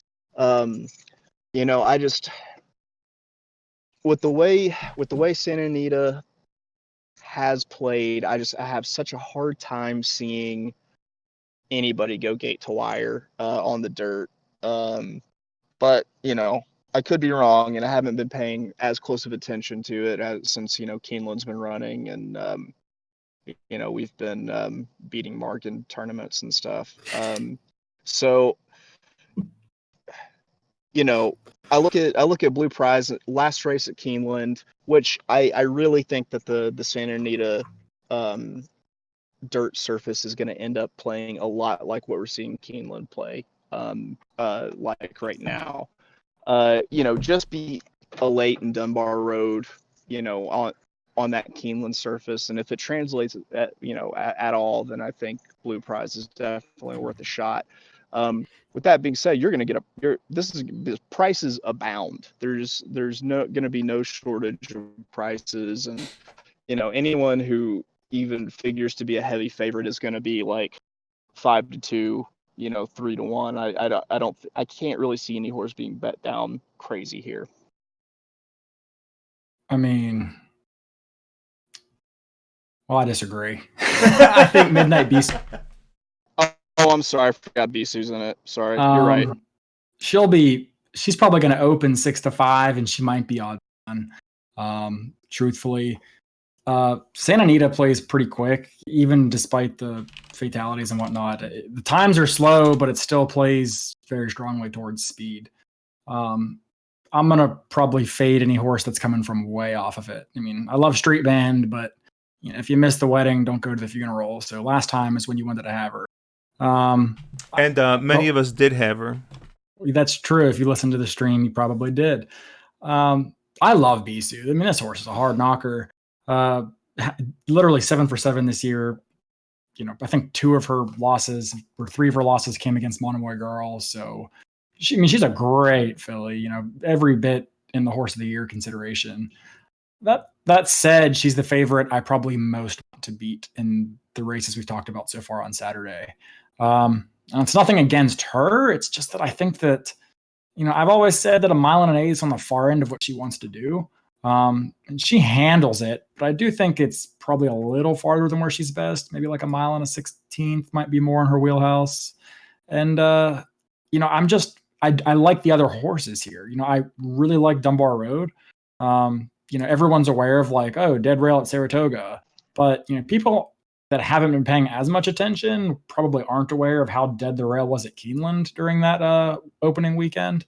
And really for the majority of the meet, it's been rally wide has been where you want to be. I'm willing to forgive that. And, I just thought she was, super impressive in Alabama and the Mother Goose. I mean, I'm interested in her. I'm super interested in Serengeti Empress, given the way Santa Anita's been playing to speed. I don't particularly envision a pace battle. I mean, I guess if, a horse like Mosey Cal or, I forget the other one, decide that they're hell-bent on making the lead at any cost, then they can all finish last. But I really don't think those horses have the ability to stick with Serengeti early if she wants to go. They tried to rate Serengeti a little bit last time, and that did not work. This horse needs the lead, and I think she'll get it here, and I don't think it'll be a suicidal pace like it was in the Cotillion. Cotillions historically have very good prep for the Breeders' Cup Distaff, so I'm super interested in her as well as Dunbar. Those are the two I'm most interested in. Elate obviously makes that list if she draws in, and then I don't have anything against Chase's pick of Blue Prize. I also think she's definitely a usable horse. So yeah, I mean, I'll be disappointed if I'm going 4 or 5 deep here and I get to it, 4 to 5. But I think that with the exception of Omaha Beach, Bisu's probably going to be, the most single horse, in this sequence, depending what Magical does in the Filly and Mare Turf. So if you get around her, it adds a lot more value to getting around a horse like Imperial Hint in a race where everybody's going to spread. So I'm probably going to try to get around her despite the fact I think she's the best, because I think it really enhances the value of a ticket. Do you see how upset Mark is right now? That he's like thinking he's going to be sneaky, being the only one with the Serengeti Empress, and literally 3 of us. I thought it was going to be the only one, Serengeti Empress in Dunbar. Turns out everyone's on Serengeti Empress. Yeah, he's just like, I saw you just like looking around. I'm like, I see you like reconstructing your tickets in your head already. So I'll say it. I probably won't use Serengeti Empress. I'm gonna play against there, and she wins, I lose. I'm cool with that. I don't know. There's so many just weird circumstances around Serengeti Empress that I'm not certain that she's all she's cracked up to be. She really didn't run well in the cotillion. Then again, it might have to do with the break or being pinned to the rail, whatever. But I'll be the one that says go against, so that Mark can feel cute or pretty or whatever word it is he uses. So no love for any of the West Coast horses here. Ollie's Candy, Paradise Woods. But no, never. Fuck the West Coast. Notorious B.I.G. It's a lot of P.E. After that race, the Hirsch at Del Mar, the Ollie's Candy wired, I was like, this horse might be interesting. Then fucking loses the Paradise Woods and the friggin' Zenyatta. It's like another fucking garbage West Coast horse. Paradise Woods is like my bar of if Paradise Woods is not a legit racehorse, and that eliminates like half this field for me. So all right, let's take a look at the turf, which we've kind of talked about like real quickly, mostly with how disappointing, I guess, this kind of is. I don't know too much about. Well, it looks like there's 2 shippers coming in, Mount Everest, and Alanuk is technically a shipper as well. Only had 1 start in the States. I think International was last out. and Old Persian too. Came in and won the Northern Dancer. I mean, that Old Persian might be a fucking legit horse because he ran pretty huge in that race. I mean, huge favorite and didn't really beat much, but at least from what I saw, the figure came back pretty good. Old Persian is probably the best Euro that's in here if you're looking for a Euro angle. But I mean, I still think that Old Persian. I mean, Old Persian won a G1 in Germany, or what? Where was it? Yeah, I mean, won a G1 in Medan.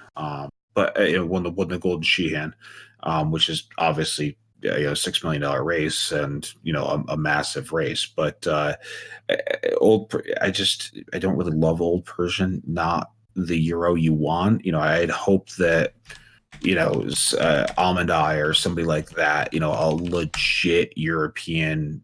Waldegeist, Almond Eye, one of the big names, somebody had shipped and come to play. And I realize the Almond Eye is technically a Japanese, but one of those big international travelers that's the horses you want to see. And I think this turf just came up, and it's like, where's that horse? Where is that big name that you go, oh, there's that marquee Euro that's coming to play, and I just don't see the horse in here. I don't love Bricks and Mortar here. I've thought Bricks and Mortar is distance compromised. I don't necessarily think he wants a 1.5 miles. Chad said multiple times that he doesn't want a 1.5 miles, but I kind of feel like I just end up there. He's the best of what I see here. There's no one else that I go, ooh, that's super interesting. And I think it just might fall into his lap. There's not a lot of pace in here, obviously. So the pace setups could be a little wonky. Maybe somebody tries to send and steal it on the front end, but I don't know who that really is. And I think I end up with a lot of Bricks and Mortar, and I don't really love it. these two races, the Breeders' Cup Turf as well as the class, like, what a fucking just womp wah way to end a Breeders' Cup between these two races. It's like, whatever horse wins, either race is literally like they're not going to be fit to carry the name Breeders' Cup winner because these races suck so epically hard. Like I might turn it off because my tickets will be dead by this point. So I might as well stop watching and just move on to watching the Razorbacks lose instead. So you're going to go full on like that Belmont tournament. What'd you say? I said you're going to go full on the Belmont tournament from you're done slag. I didn't hear what you said again. I'm not sure if I want to, based on your smug little smile and the visual cues that you're giving me. Say it again. I'm sorry, Mark. No, I was just saying you're going to your horizontals, your tournament from today at Belmont, then, right? Right, exactly. I'm just Yeah. packing it in. Yeah, after the first leg. Yep. I Done know though. there's one viewer who's been waiting to bet against and beat Bricks and Mortar for probably a year.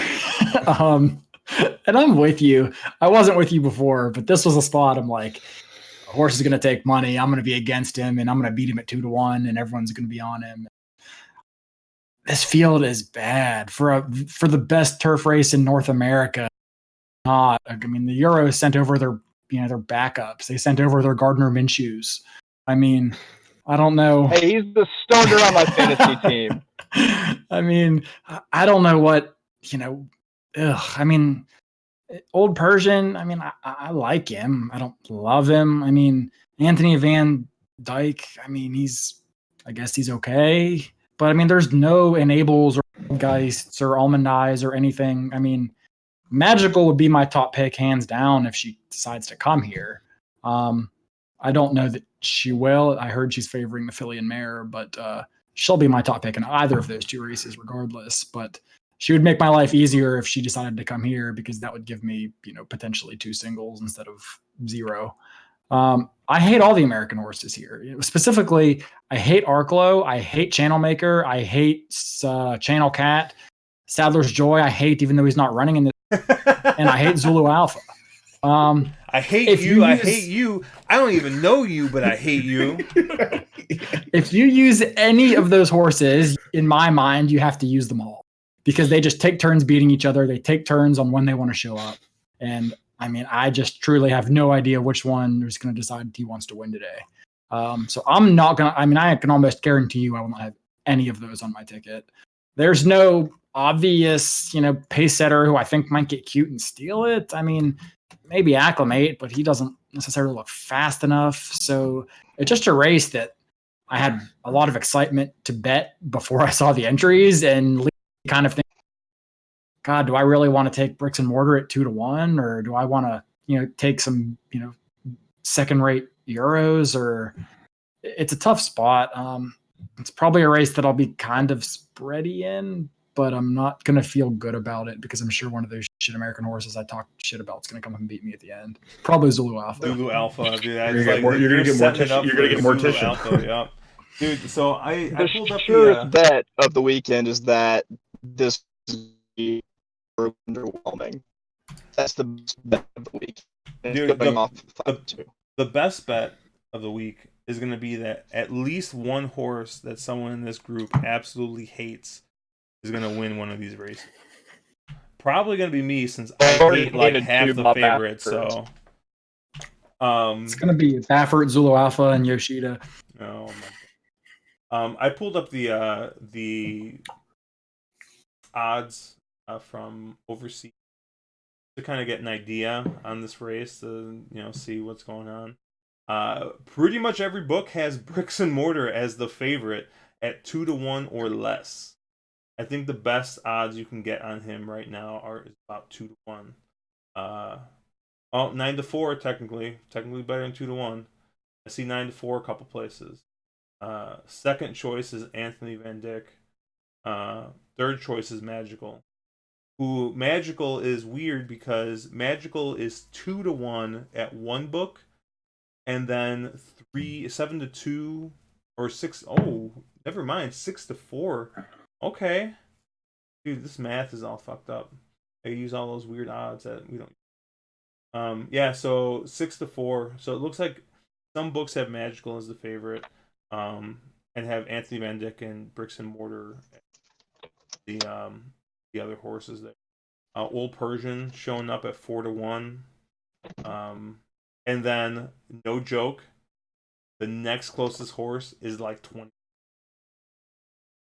So they really have it narrowed down to a 4-horse race. I wager that this race will actually be won by an actual Old Persian. Like Old Persian man coming out of the grandstands and just, wires the field. Yeah, What do you think? we And got then we got the sells you a joke. rug. We just didn't think it was funny.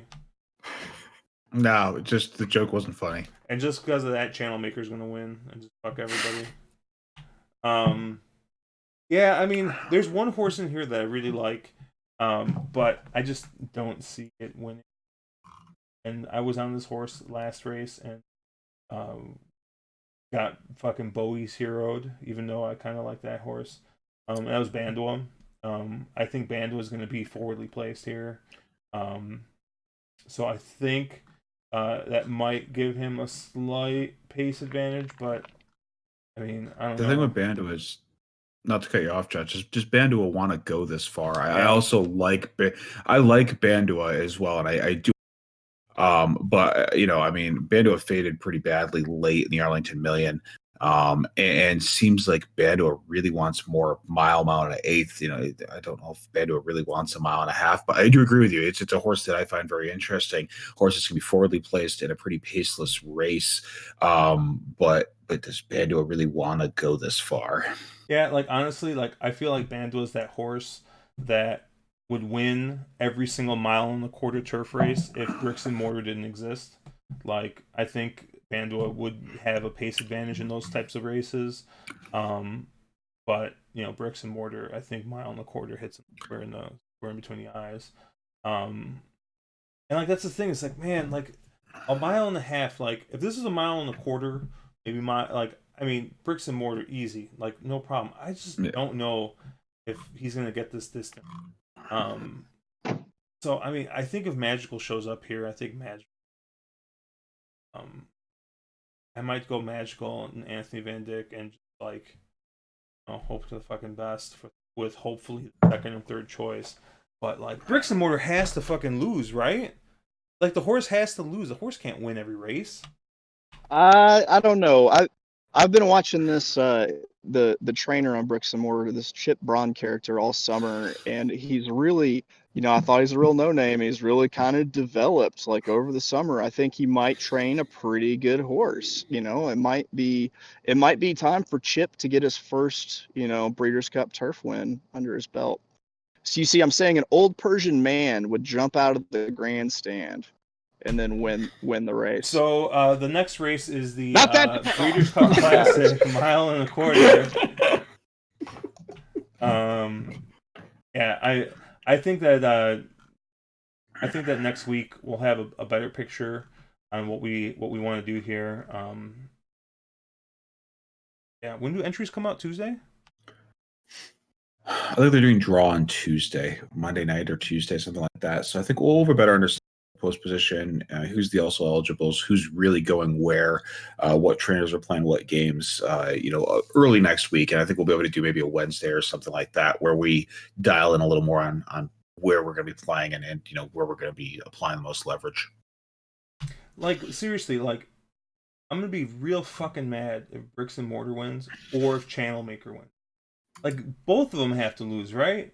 Like, I'm not going to get fucked by both of them. Channel Maker can't win. No, Okay. Channel Maker I'm just like, win. God. No. Channel This still Maker's is that bad horse. enough that... Channel Maker's that horse that, like, you're like, oh, this horse has got a great setup. Like, this is it. This is Channel Maker's time. And you put him on your ticket. You bet him to win. Fucking loses. You do it like 3 times. It's never Channel and then Maker's you're time. like, fuck this horse. And then all of a sudden, oh, Channel Maker fucking ends up winning. So he's your Morticia then. God, dude, I fucking hate you. Can we talk about the classic now? I agree. Channel Maker's A rate is probably better than most horses in here is A. It's just when are you going to get his A race? That's the problem.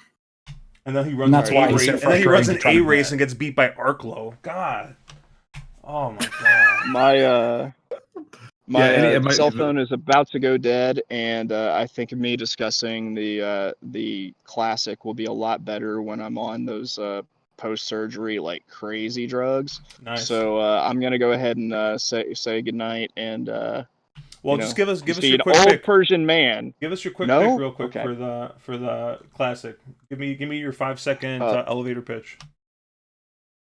Okay. I'm gonna go with a horse that's got low miles. Definitely not, named Mackenzie. Shit, I don't know. Honestly, maybe I'll say War of Will. War of Will. Actually, you know what? Fuck it. I still feel super raw about my Vino disqualification a couple weeks ago. So I'm gonna say Vino Rosso as a fuck you to the New York stewards, particularly that Braulio fuck. And there it is, Vino Rosso. Yeah, I actually so Chase, we'll catch you next week then. Whenever we decide to figure out what we're gonna do. Oh, he's already gone. I actually don't hate Vino. I mean, I don't either. Oh man, I don't either. He already won. No, he won at this track and ran a heck of a race. And like that Gold Cup, I was like, oh shit, Vino Rosso's like a legit horse again.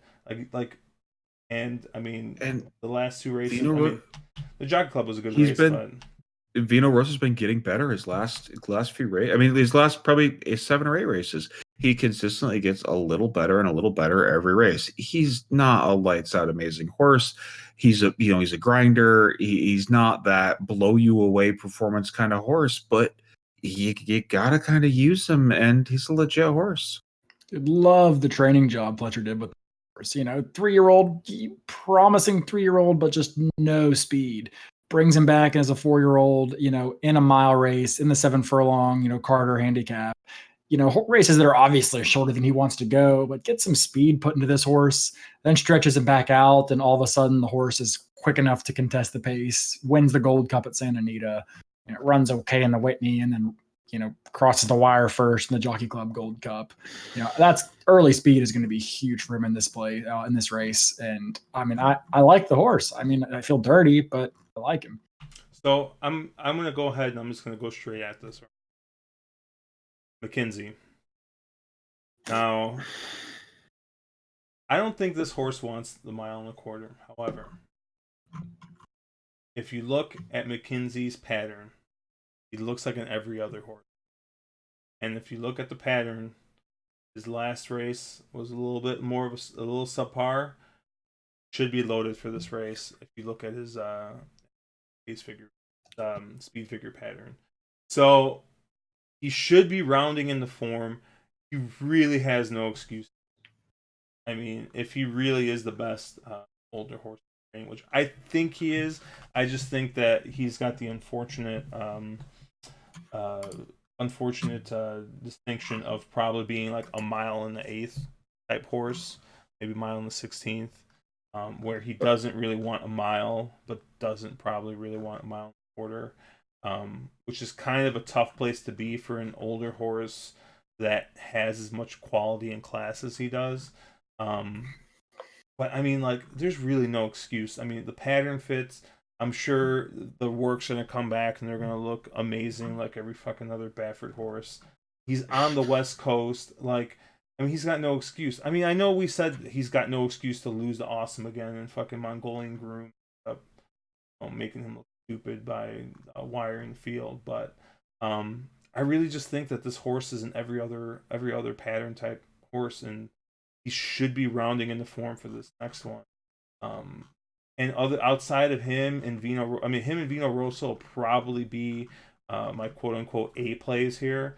And I think I'd be good with just those A plays. I'll probably want to use, Code of Honor and probably maybe even Seeking the Soul and War of Will, maybe. But I mean, I think I feel pretty good saying, hey, McKenzie and Vino Rosso, my two A's for this. Yeah, I tend to agree with you, Josh. He's McKenzie does seem to be in every other type. I've noticed that before, and he's he runs into the fact that the Breeders' Cup happens to be at Santa Anita this year, and Santa Anita is amazingly speed favoring, and he's a horse that we all think he's probably a little short. Well, a speed favoring track like that, track that'll carry that speed, is one that makes a horse that's a little short look a little less short. I tend to agree with you. I want the most of McKenzie on all my tickets. I'm going to want a little bit of Vino Rosso on all my tickets, a little bit of Coda Honor. I've tried to hate him as much as I can, and I've developed a bit of a soft spot for him now. So a little bit of Coda Honor. Beyond that, I don't really love anyone else in here. I really want no part of Yoshida. I think Yoshida's the horse that, Yoshida's going to be my Morticia in this race. I'm completely okay with tossing Yoshida and then having it burn all of my tickets at the end of Saturday, because I just dislike the horse and just feel like he's just not that good. But I think I want the most McKenzie here, unless I see something, in works or something that really screams otherwise. What are your feelings here, Caleb? I hate McKenzie. I hate McKenzie.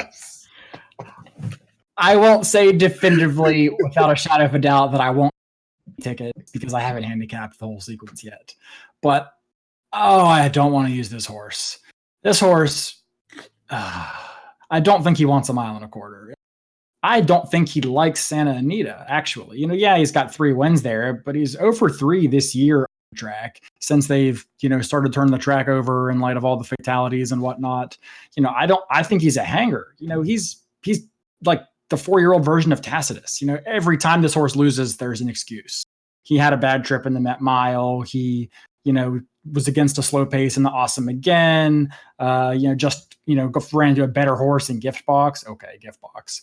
It's like, I just don't like this horse. If he runs his Whitney race at a mile and a quarter, he probably wins. He is the fastest horse on paper, and he had speed, although he hasn't made much use lately. I hate the rider change to Rosario. I don't like the rides Mike Smith gave this horse in the last couple of races, but I don't think Rosario is an upgrade in that regard. He's more of a patient, take back and make a run kind of guy, and McKenzie's a horse who I think needs to be nearer to the lead. I just don't like the horse. I mean, he was throwing his tail around again when Mike Smith took the whip to him last time in the Awesome again. Just does not seem like a horse that really likes to, win when it gets to the wire. He just settles for, he's got 7 wins, but a lot of those came as 3-year-olds and as 2-year-olds, and just strikes me as the kind that, finds trouble and always has excuses. And as the likely favorite, I don't want to talk myself into using a 5-2 favorite, and that's my biggest knock on him. You tell me I get to lock him in at, 5-1. Okay, sure, I'm sold. But for me, it's the price. I mean, this horse has been a favorite in pretty much every race he's been in, with the exception of last year's Breeders' Cup, and he just burns a lot of money. Like I said, I'm not going to say definitively I won't use him on any tickets, but I'm going to sure as shit try to beat him. Vino Rosso, I like a lot. We talked about Code of Honor. I like a lot. He's going to be up against it because there's not a ton of speed in here, and he does have more of a late running style. But, he's overcome some slow places before, especially in the Dwyer. Granted, these are much better horses than what he faced in the Dwyer. But nevertheless, that was a pretty slow pace, and he just looked awesome in that race. The horse I like that we're not really, mentioning is actually Higher Power. This horse is more of a late bloomer. I mean, didn't really show 3-year-old, and then switched barns, into the Sadler barn, getting moved, owned by Hronis Racing. And, the horse just woke up, was beaten soundly by Vino Rosso in the Gold Cup, tried 2 races on turf and did okay. And then just ran a monster effort at the Pacific Classic. And at the time, I'm like, well, I'm not using any of these horses because, if Higher Power can win, this field must suck. And then Mongolian and Groom came back and beat Mackenzie. And, the figure came back strong, and that was validated as being a strong. This is a horse who's proven he can get the distance. He has early speed. And I really think that last effort in the Awesome Again was, a product of a slow pace and a bad break. This horse stumbled really bad out of the gate. This is a horse who wants to be on the lead.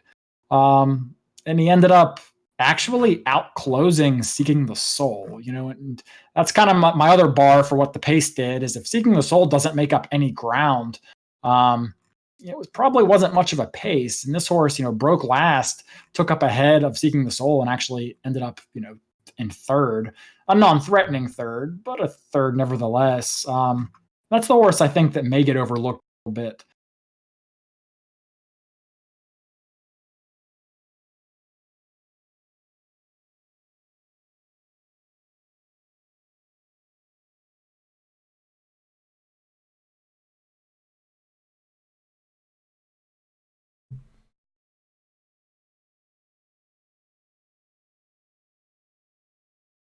But that's fine.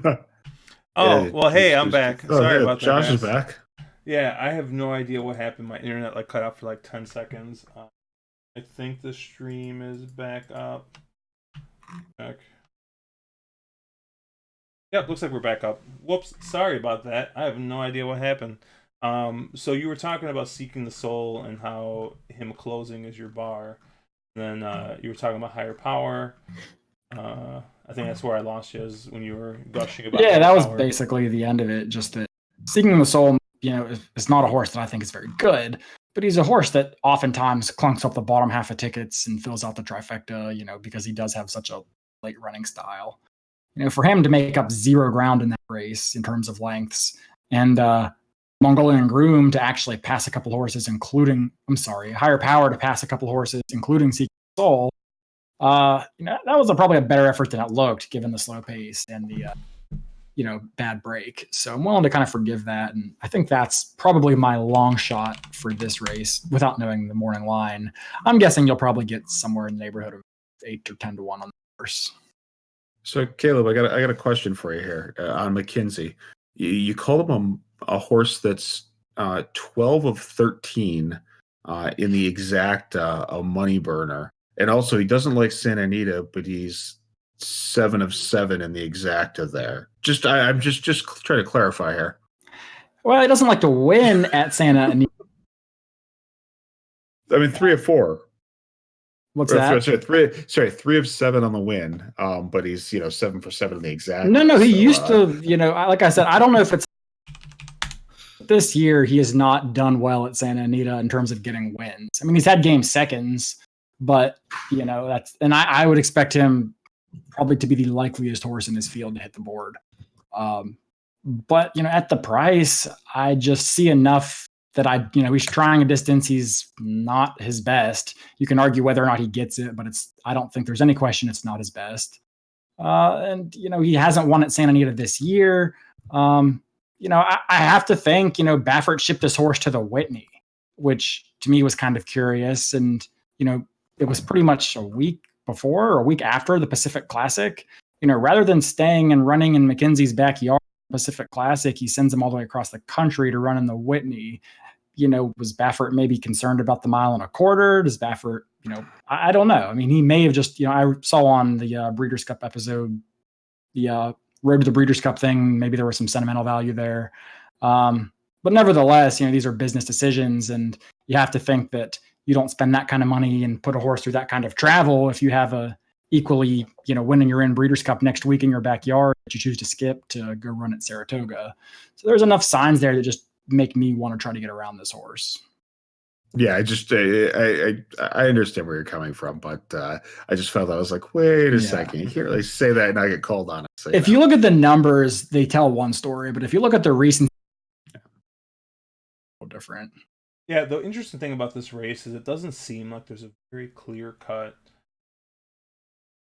someone who definitely wants to lead here, which makes it kind of interesting from a pace perspective. I mean, I don't know, maybe, if you look at the pace figures, like someone like a Code of Honor maybe might take the lead. I don't really know. Like if I look at the Briz I'm speed sorry, figures, what? it looks like Code of Honor is going to be like has the best early speed. And like I said, these horses, like if you think about that, and as I say that out loud, I realize how ridiculous it sounds that Code of Honor has the best early speed figure here. But I mean, I guess Mongolian Groom's going to grab the lead, right? Well, it Yeah. depends which Mongolian groom they show up with. I mean, Mongolian groom sent last time out, and obviously that was a very, very, very different running style from what Mongolian groom has shown previously, where Mongolian groom was a little bit more of a closer. So you're going to get to that which Mongolian groom shows up. Obviously, with what they did last time again, last time out the awesome again, why wouldn't they try to send this horse again and try to get loose? The Or or interesting try thing to go though is forward players. even though Mongolian Groom grabbed the lead last time out, pace figure wise, not much different from what he's done before, which is kind of like I said, like the Awesome Again came up with a slow pace or a slow-ish pace on Brisbane. I don't know. I haven't looked at time form yet, so I don't know what that looks like. Um, One interesting thing is the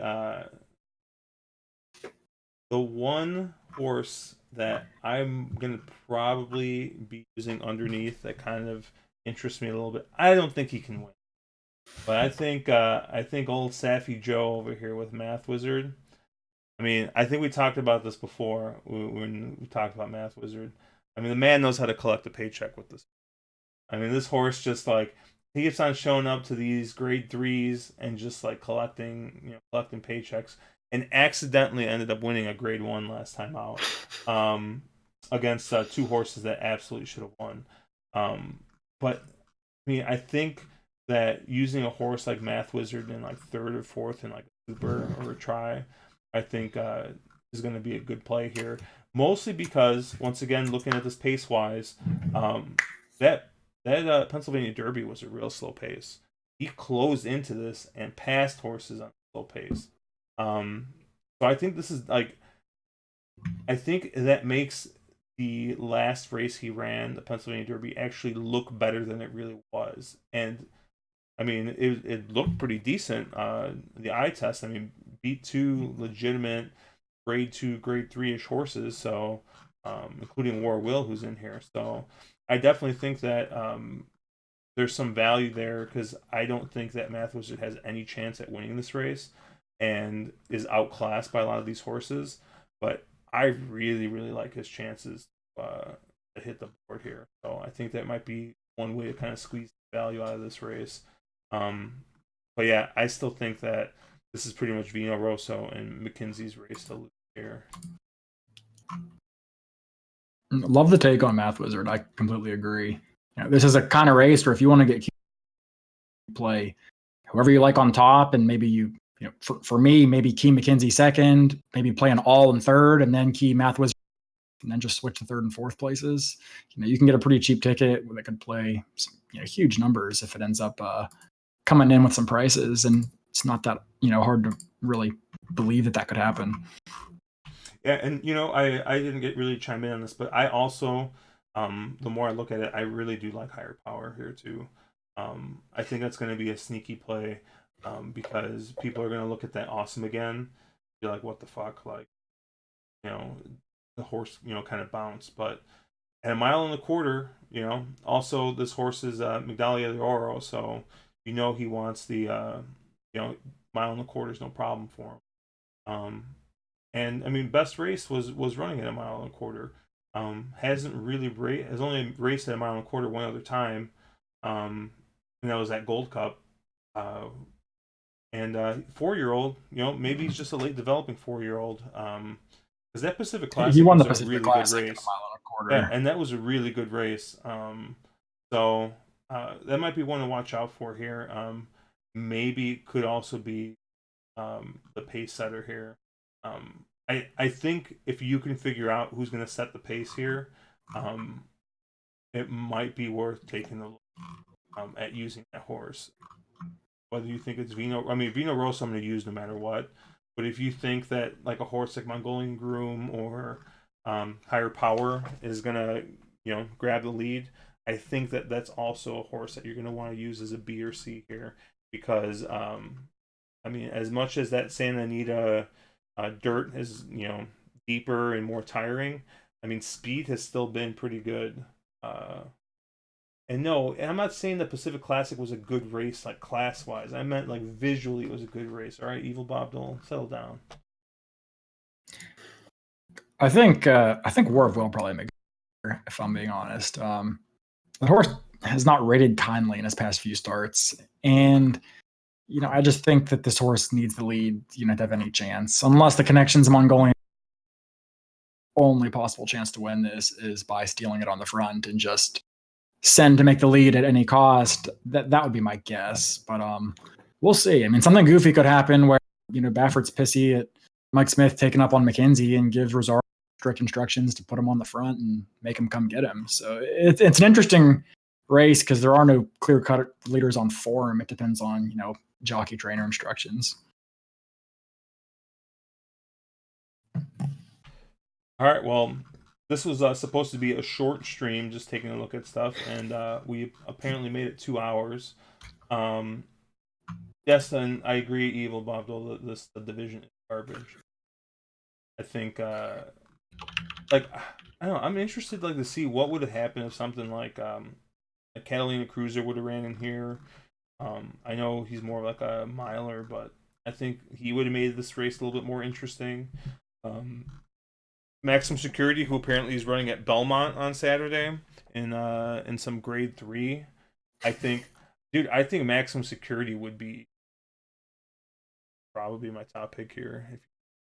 I mean, just pace wise, because we have at least have a known pace setter there at this kind of distance. But fuck knows why he's running in a grade 3 instead of here. But anyways, so this was our short stream. We'll figure something out this weekend and kind of see once entries are out what we're gonna do next week. And we'll be in the Discord if you guys got any questions. See you guys later.